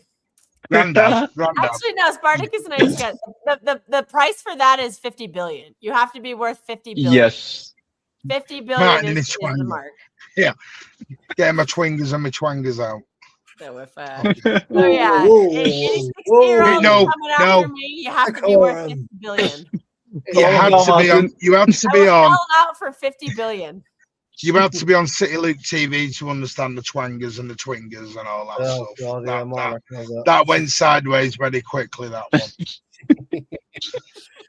That went very, very dating in the dark. It's about the only way Alan gets a date is dating in the dark. And even with the lights off, and even with the lights off, the woman's asking for a second look. Never mind. Anyway, that's football. That's our regularly scheduled programming. Yeah, no, Matt Gay over the moon. I think he's going to be a massive asset. Massive asset. Tomorrow we go with what we got. We've got what 12 plays available. Roughly, yeah. I like that. He's took the under 18s over with him today. That's very nice of Pep. Let's give these young lads a bit of an outing. Not even being sarcastic with that. Have you seen the players going over? Jesus, some of them I've not even heard of. Is it a school day out? Does that count as a school day out? Oh, so I thought maybe they are. Maybe they're having a school outing to Norway. I don't know, but yeah, it shows you how lack of depth we've got now. Hopefully, we get Diaz back in a few weeks. I'm not even going to talk the title. I've said this title for me. I'll decide after Tottenham and Liverpool. We've got to beat Liverpool and Tottenham away to have any kind of say in this title race. When we do that, then I'll get back on the title horse. But until we beat those two, I can't do anything because I think it's that Arsenal are doing us a favour and we're not doing ourselves a favour. And it's all right saying, "Oh, they'll go on this second half run." They may do, but you know. Arsenal are not going to keep giving up these points to us. They're not going to keep doing it. We've got to put the trigger. We've got to pull the trigger at some point. And I don't want to hear, "Oh, let's get a point at Anfield. It's good." Bollocks to that. We need to win at Anfield now to have any kind of contention in this title. We've got to win at Anfield. I think we have to win every game right now until we can prove we can catch up to Arsenal. You know what I mean? As long as it's a hard thing to ask. If we get 3 to 4 points, we can be 3 to 4 points close to Arsenal by the time we hit the Etihad game. Then I'll say we're in a title race. Until then, it's one game at a time. See where we land, and just see what happens. I'm back to one game at a time right now. Yeah. We have And to that's the way pray it that is. Thomas Frank doesn't get sacked because I don't Oh, know he if I is. He's trust us gonna to get be an sacked. interim manager Yeah. again. There's We have no to way go he's and lost see in so an, far. he's not lost in another 2 weeks. Well, Expressions How lucky was are shocked he didn't we? get sacked today. He's like, and then you're taking No, but- Tells off the roster. Like, I don't care what anyone says. Pep Honestly. Guardiola is still I the said greatest same guy. thing, Captain Magnus. For I me, said, Guardiola also, is still the man. Leeds United got a Yeah, draw there he is, too. yeah. He is, Leeds yeah. United still won the there man. 2 years ago too. I want him to sign a long term. I don't care. You can have your Enrique's, you can have whoever you want. For me, Pep Guardiola is rebuilding this squad for him. I will be shocked if we're building this squad for somebody else. Because what's the point? Who are you building it for? Because you might bring in Mark Gay and Semenyo. The new manager comes in and goes, don't fancy them. So you just wasted all that money. Surely it's got to be. And people are going about Enrique. Well, great. We have You wanna lo- Donnarumma. He's not coming. You want to lose Donnarumma? You want Donnarumma out there? Is that what you want in 6 months? Well, some of us do like James Trafford. I'm fine. I'll make that too. I'll take that Marcus too. is gonna start sending him some naughty messages. The thing is, people got to realise, Apostole or something. didn't Ferguson go 3 years and not win a title? He did, yeah. He did. I didn't see Think United so. fans hounding him out the door. Wasn't it 03, 04, Well, 04, Ferguson wasn't in the Twitter era. They might have been now. Can you But imagine? this is also Can Because you you're not going to imagine, like this. the United fans had respect. Twitter was a big thing when Wenger Did, Martin. was leaving Yeah, it did. Arsenal. No, I'm sorry. But United Martin- fans had respect for their legends. AFTV I hate was United, but they have kicking respect. Wenger out the door. But Martin, wasn't this even is the a thing, thing though. No, Twitter. But I this think is the Twitter was thing. founded in like 08 or 09. Yeah. I think a Imagine lot of back the then. But it Now wasn't those- popular for a long time. Oh, Twitter back then, mate. But, I think a lot of the I wasn't even reasons on it. right now is because everybody became Madrid fans. So Ugh. like, I'm sorry, we just became them. We just want instant success, instant everything, instant dopamine, instant trophies, and if they don't get it, they're off the door. This is everybody. This isn't just City. This is everyone. It's just Oh, I'm starting had to a see a rant lot with of Josh about Arsenal that. fans crying on Twitter. Remember, I sent you that tweet yesterday, Martin. I was like, doesn't this sound familiar? Someone crying about some Arsenal fan. I think it was Egal just crying about something. I'm seeing a bunch Martin. of Arsenal fans crying on my feed. I'm like, why? Why find your algorithm? I don't want any fucking Arsenal fans. They're all crying about the same shit we are. They're like, should we bench Odegaard? Should we strip him of the captaincy? it's They're mad saying the same shit we are, and they're 7 points ahead of us. because if Villa had won after- yesterday, a full point in Arsenal, weren't they? The one yesterday, better beat them 1-0. No, they're seriously they're saying bench Odegaard, and some are saying strip him of the captaincy and give it to Declan Rice. Jesus Christ. Chaos, I'm seeing that somebody kind of in stuff. that show that I went in judge mode after the derby, somebody sent a super chat. I think it was about 5 to 6 pounds, if I'm not mistaken, asking out demanding for Saka to be sold, Jesus to be the starter, Gyökeres to be sold, and Arteta to be sacked. See, everyone's Hang on, doing by the it. way, just put Jack's comment up there and be kind about the about still picking up trophies. Because yeah, you are right, but Pep's only actually officially right now gone 1 year without a trophy, one season. Yeah, because That's You're great. going to count the Community Shield. No, I'm not. He's gone 1 year without a trophy. This season is not over yet. definitely no, definitely not. So He come out of the this season thing with a of- double. No, but that's what I mean. This thing of Troy. this thing of yeah, he's gone That's 3 right. years, but I don't know if Pep is going to pick anything up in the next 3 years. We shouldn't be Pep out after one season of not winning anything. That's my issue. I think we can win this Carabao Cup. We can win this Carabao. Definitely. Diaz will be back. We can play Gahey Diaz in the final. Because I think we have a very strong chance of getting to that final.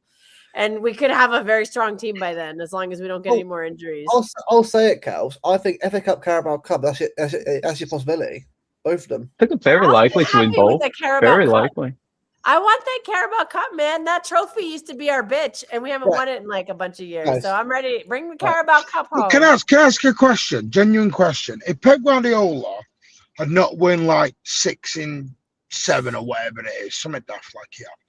And he'd spread it out to like one every year, one every 2 years. Do you think people are demanding him to get out? No. I think in some ways he's a victim of his own success. That's what I'm trying to say. Is like how beautiful that football was. Those 6 and 7, like we played really nice football. In the past couple, like even in the 4-peat season, it was starting to fall off. But the league's last different season was now. awful, and then But the season, league's I'm different not really now. seeing a lot of improvement in different style now, of play. yeah. I Do you think know you style say of play is a big part for some people. right, but Kel, you say all that. I was watching something earlier, and I've seen a lot of people, big YouTubers, say this. Goldbridge was one, and there was others. That City are actually, in their opinion, City are playing the most attractive football this season out of everyone. Yeah, I'd say so. You spoke about Goldbridge. Have you seen the recent clip that's going around of him praising City, saying that the board is brilliant? Yeah, and there's they a lot. played- There's a lot of people saying City are playing really, playing the best football in the league. Oh, I got Martin sick. So this is my thing of, again, be careful what you wish for. I think people are demanding perfection. They're demanding perfection now. I'd be interested in what games he did. I think we were playing some good football, and then the past couple of games, it's just been awful. But a lot of it is just because everyone refuses to play football against us. This low block bullshit, that's never going to be fun. Right. Nobody's ever going to like watching that. It doesn't matter who's even playing it. The most fun games is like the Bournemouth game. Playing Bournemouth is fun because they don't defend very well. They're wide open, so you get a lot of back. No, they defend well. They defend well. They just defend high.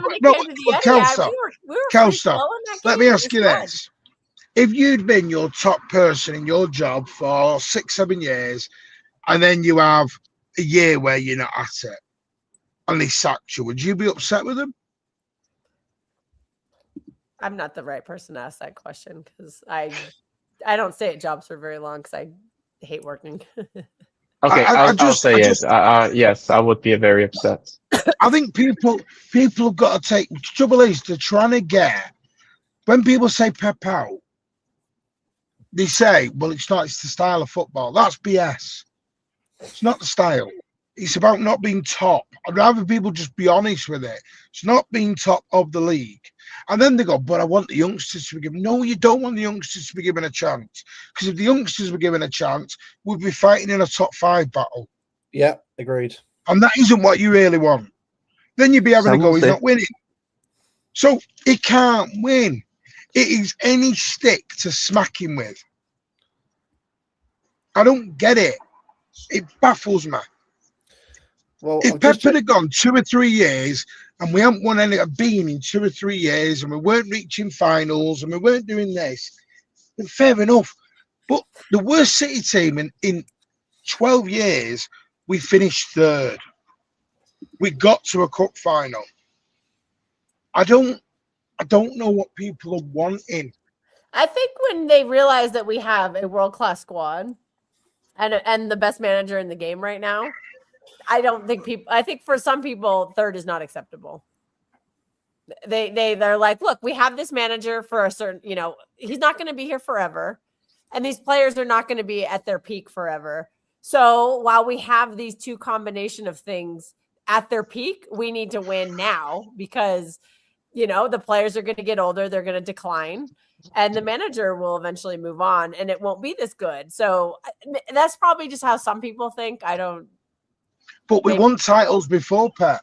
We'll win titles after Pep. Yeah, I agree. Not as many, but we will. No, we got to a Champions League. We got to Champions League semi-finals without Pep. If Pellegrini understood his maths, we'd have got in the final. Well, also as well, right? Also, people forget this.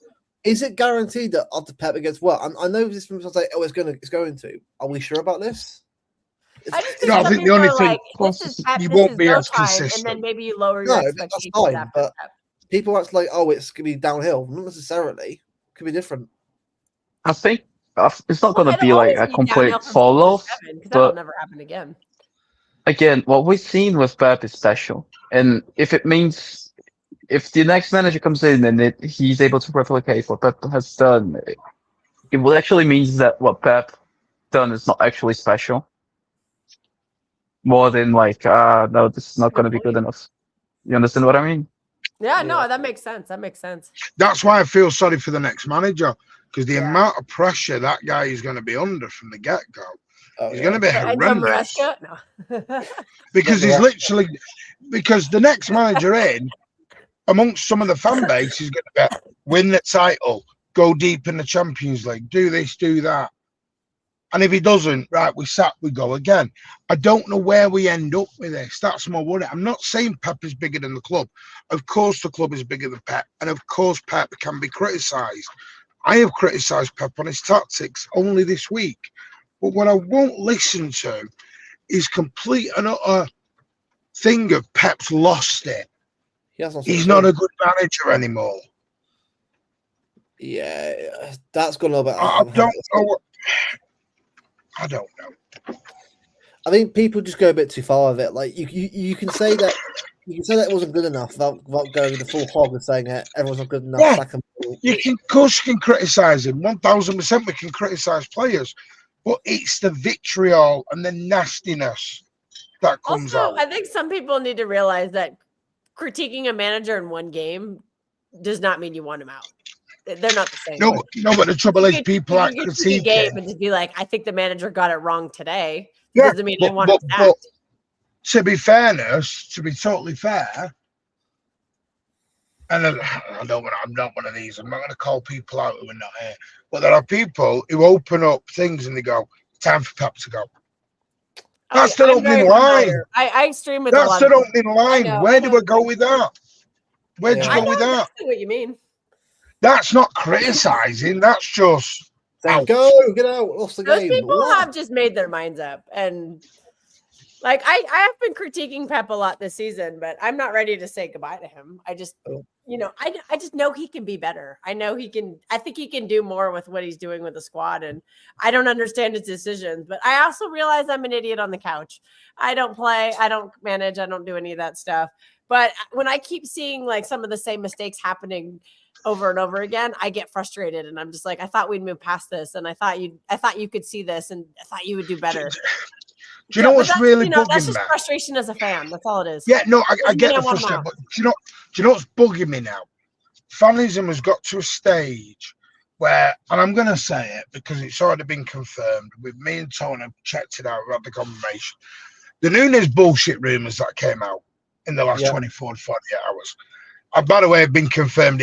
It's wrong. He has genuinely got the flu. Yeah, people are putting their jobs on the line to stick out fake stuff.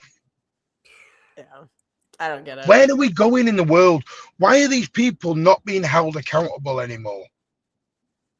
Yeah, why? Just block those people. Like I saw that shit going on. I don't mean blocking. And I was like, but that's not blocking. You can't. That was a message sent across not Twitter, Blue Moon Forum. It got into different journalists. It got everywhere. It's wrong. Mm-hmm. The other day, Jack Garn and others have been absolutely hell-bent abused this season by people. Mm. It's getting stupid. It really is, and it's getting nasty. Yes, some way out of hand.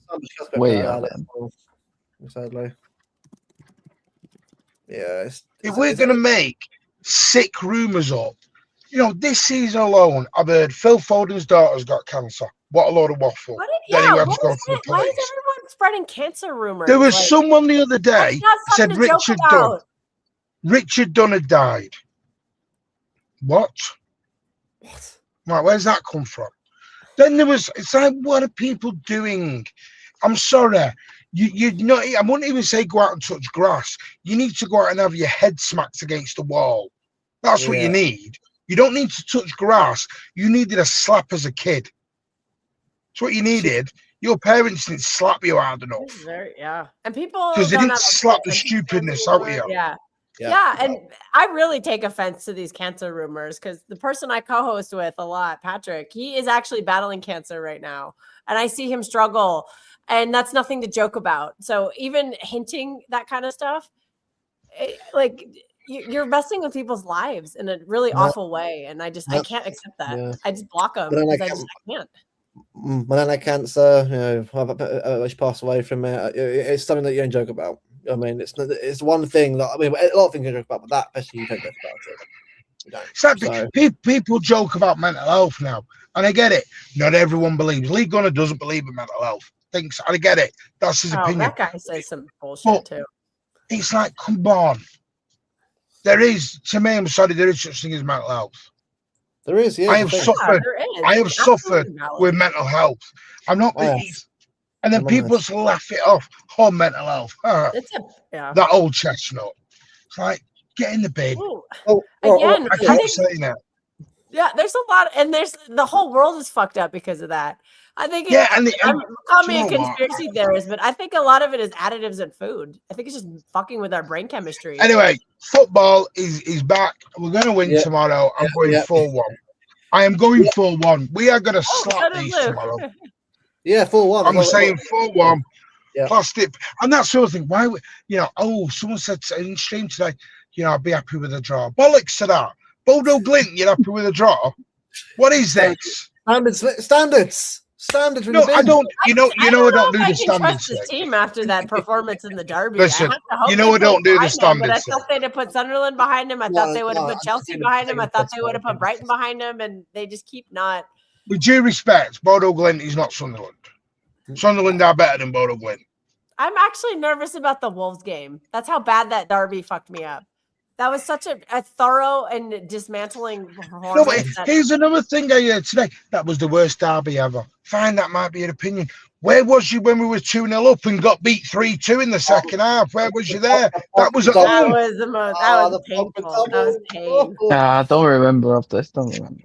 That Van Persie free kick one as well. The Van Persie free kick. Oh yeah. Yeah. That Van Persie free kick one was the worst for me, man. I'm sorry. I watched us get slapped 5-0 at the Swamp. Yeah. Come on. Were you in a box for that game? Were you in a box with a bunch of rags for that game?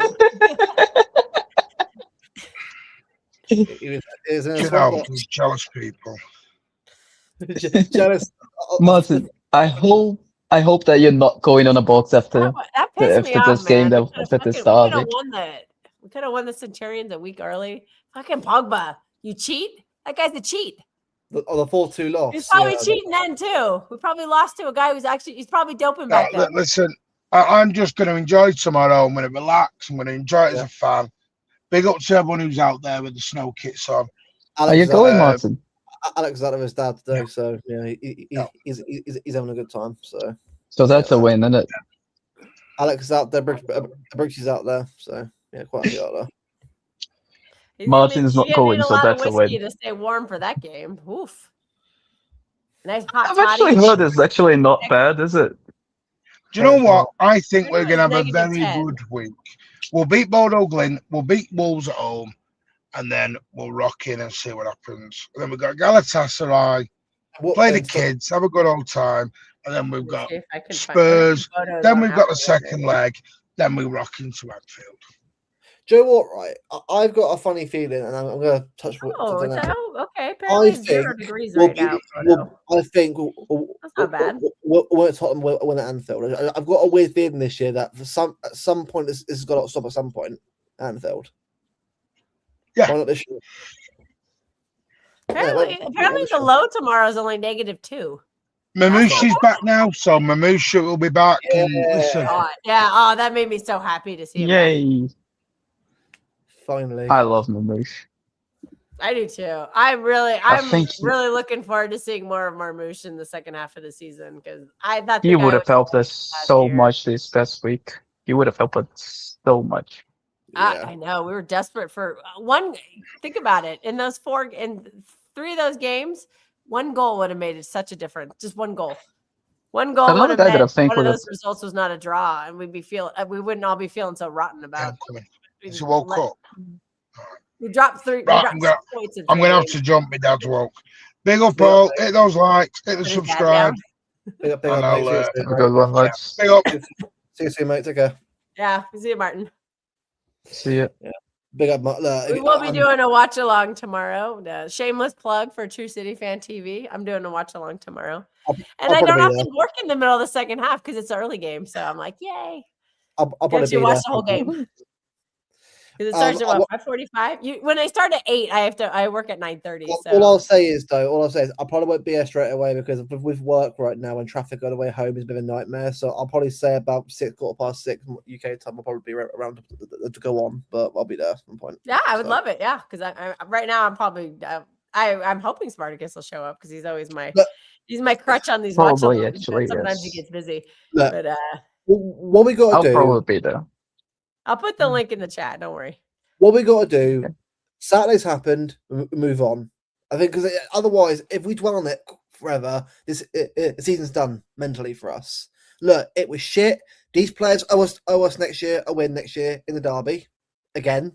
So next season, go and beat them next year twice, not just once, twice, please. Home and away. It's overdue at this point. So that's next year. We'll get that next season. All I want to see now for the rest of this month, going into February, the form must improve. I want to see some goals. I want to see everyone fighting for it. I don't care if it's not batterings. I'm not asked about that. Just win your games. Get the mentality back in the squad, and at the end of February, let's see where we are. Because you never know. If Arsenal drop points again, it could be 4 points, 3 points for all we have to take advantage. So, and we're good enough. This is not a good Arsenal team. They're just more consistent than we are. They've struggled in a lot of games too. We have to hope that, look, I think Forest, and I think we did it to an extent too, there's a blueprint on how to beat them. If you take away their set piece goals and you low block them, they have no answers. They're crying about Eze. They spent $70 million on Eze and guy doesn't play. And they want to kick their captain out. Like they're having turmoil too. We've got to take it. So when they go to Burnley or they go to Turf Moor and they go to Ellen Road, we got to hope that they can lock them up like that. And exactly if they can, we have to be ready to balance. We have to be ready to pounce. Exactly. And we do that by winning our games. The thing is, everybody, like nobody's, you got to start benching people when they're out of form. And I think having some people come back from injury is going to help with that a lot. We're stacked up front now. With Omar Marmoush back, that is one of the top attacks in football.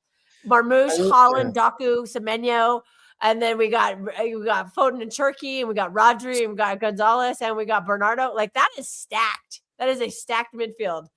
And then we got Mark Gahey coming in is going to help us quite a bit. Donnarumma is still one of the top keepers in the game despite Spartacus's agenda. And Ruben Diaz is coming back. He's not out for the year. So Diaz and Gahey is something you can build on.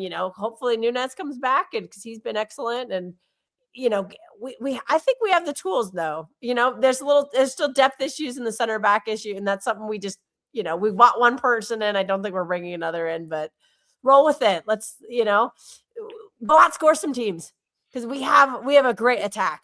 So get that 3-2 up, get that 3-2 build up instead of 3-1. Abandon that 3-1-6 crap, and let's go out and score some goals.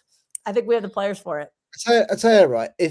Let's say end of February, let's say we're in the Carabao Cup final, confirmed. We're past second leg, we're through.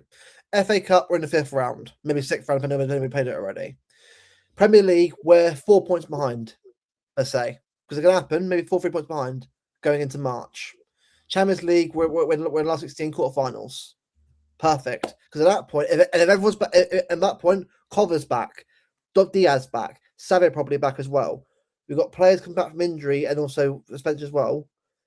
I'm feeling good then about our chances of going for the competition because the thing is, right now it's shit because the game was fucking terrible on Saturday. I get it, but it's January. It's like it's March or April.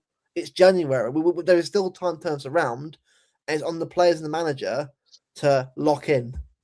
I'm not saying turtle or bust. I'm saying if you want to win the league this year, lads, you got to lock in. It's that simple. And as poor as we played, we are capable of winning. That's what's making me so frustrated because I think we're just so much better than when we played. And I'll say it as well. Next season for me is when we get even better. I think this season, I always said this season would always be the transitional year where we're hit and miss, touch and go, but we're 7 points off in our year post last season. That's pretty good. I'm pretty pleased with that, actually, considering where we were last year. It's not perfect, no, but it was never going to be perfect, was it? It was Nah, Yeah, never, but we can't got to be. be careful because next season I think Liverpool are going to do a lot better. they're going to be back And next also, year. we have to be a little nervous because they're suddenly only 7 points behind us. But And we were, what, Don't 10 or worry 15 about it. of them Liverpool earlier are a when they weird were one. doing awful. They're not really losing Don't games worry, anymore. Salah's coming back. Don't worry, Salah's Okay. coming Yeah, back. let's hope He was- so. Let's hope so. Yeah. But no, it's killing for me, right? If it's second, a Carabao, FA Cup, and the thing is, right, if we win 2 trophies this year, that's incredible. I can fuck what you say. 2 cups is I want unbelievable. that Carabao. Carabao I FA think Cup. I do think we're good enough to win the league, but I am losing hope. But I want that Carabao Cup. That for me is think very important. Helps. Get The this, league, reset the mentality on some of these players. the league for me is kind of like, let's see where we are in February. If we're like 5 points, 4 points behind, we're in it. If it's still 7 or 8, losing my confidence. But it's all how we sort of recover from this point. That's what we've got to do. Spark, a prediction for tomorrow, mate. Oh, 2-0. 2-0. That's fine. It's 3 points. It's 3 points, isn't it?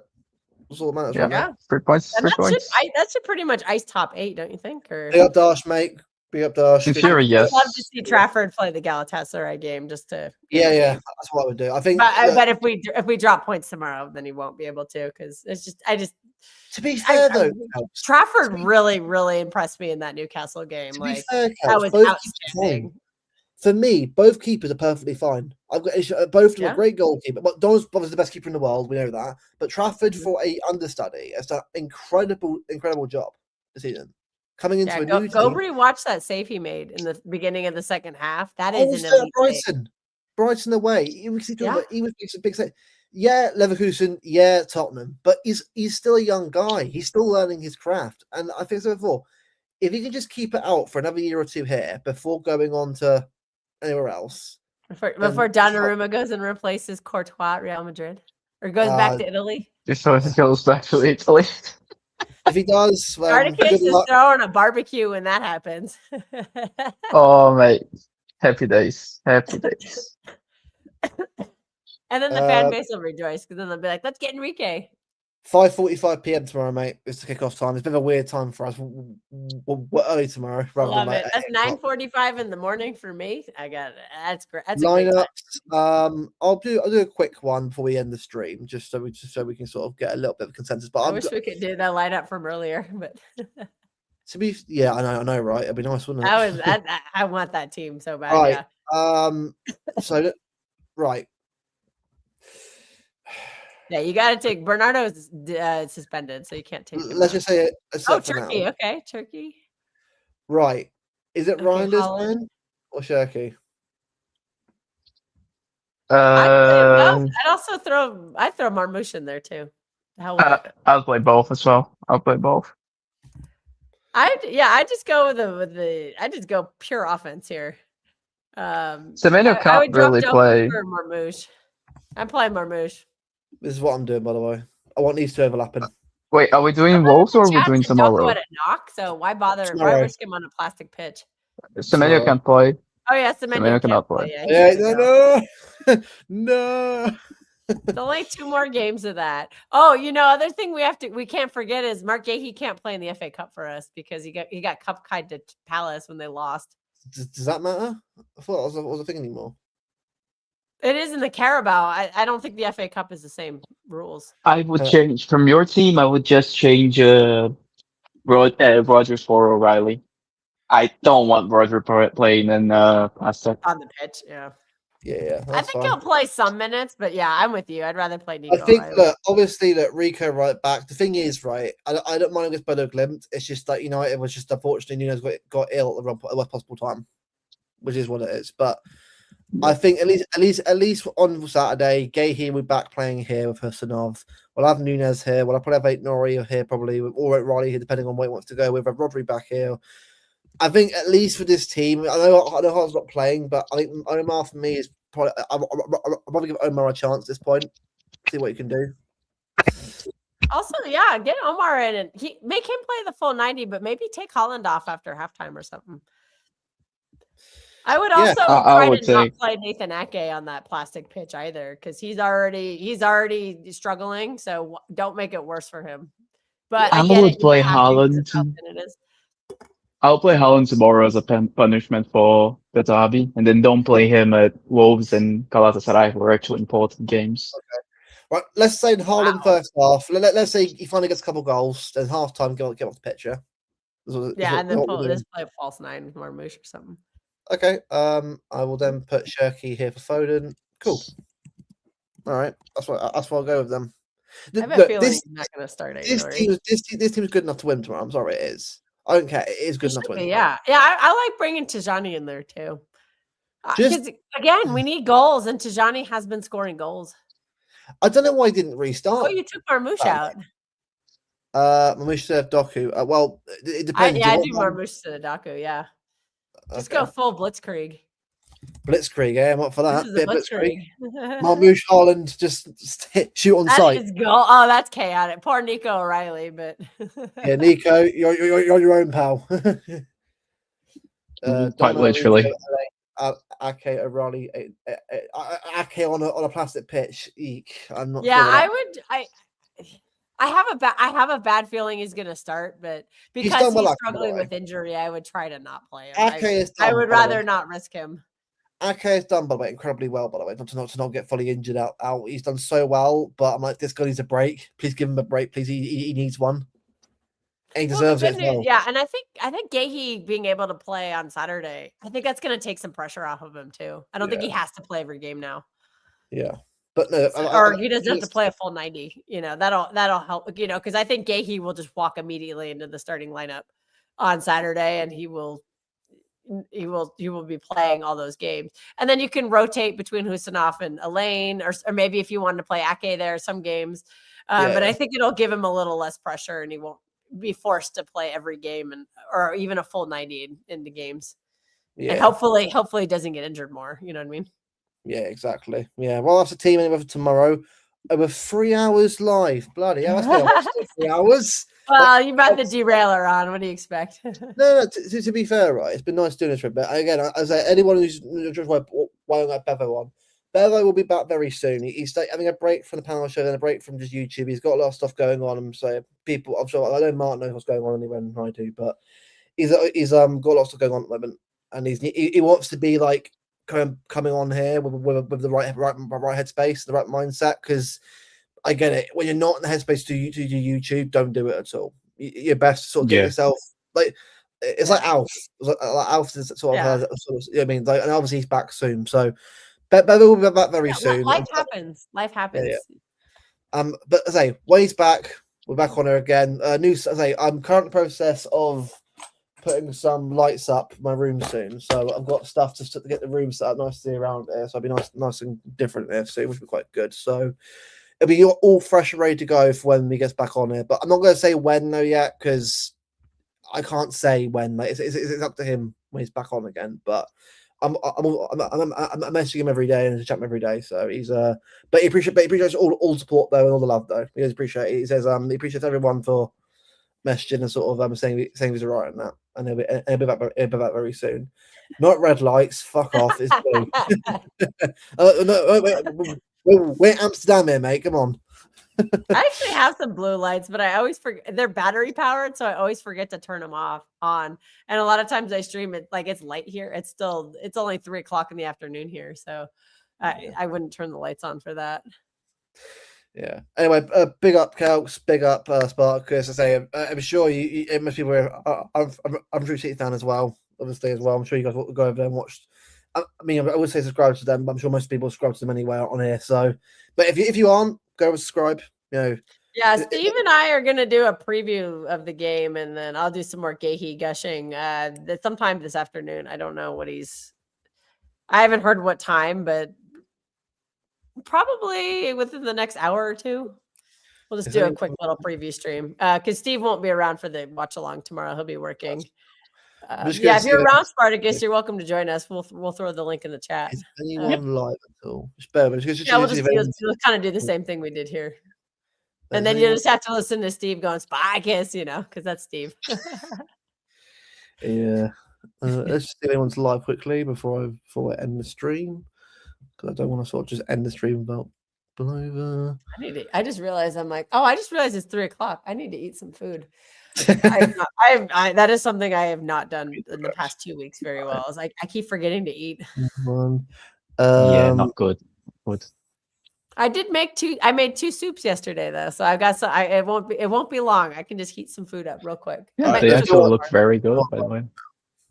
Right, I'll send you a picture of the borscht. The borscht looks really good. It's very good. Right, it's on live right now, but obviously, if I'm sure if Kelsey, if you do a preview later on, obviously go over and watch the preview. Obviously, whenever I'm not sure if it is live or if that's going on or not. But obviously, if it is, then I'm sure you'll be live anyway at some point. But yeah, we don't have a time yet. Steve just messaged me. He's like, I just got home and he's like, I'm going to the gym. He says he's pissed off about something. I don't know why.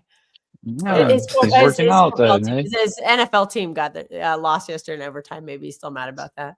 Also, he hates works the out, snow. yeah. It's snowing where he lives, so I'm the opposite. I'm like, send me the snow, man. It's 10 degrees right now, and that's too warm for January.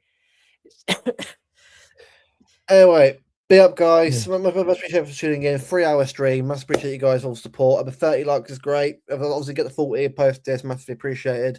Over 1.3k subscribers now, which is amazing. Under 1.4k is the next goal. 2k long-term goal end of the year possible. We'll see if we can get there. Be up, guys, for tuning in. City tomorrow. Let's get a win tomorrow to sort of turn around fortunes.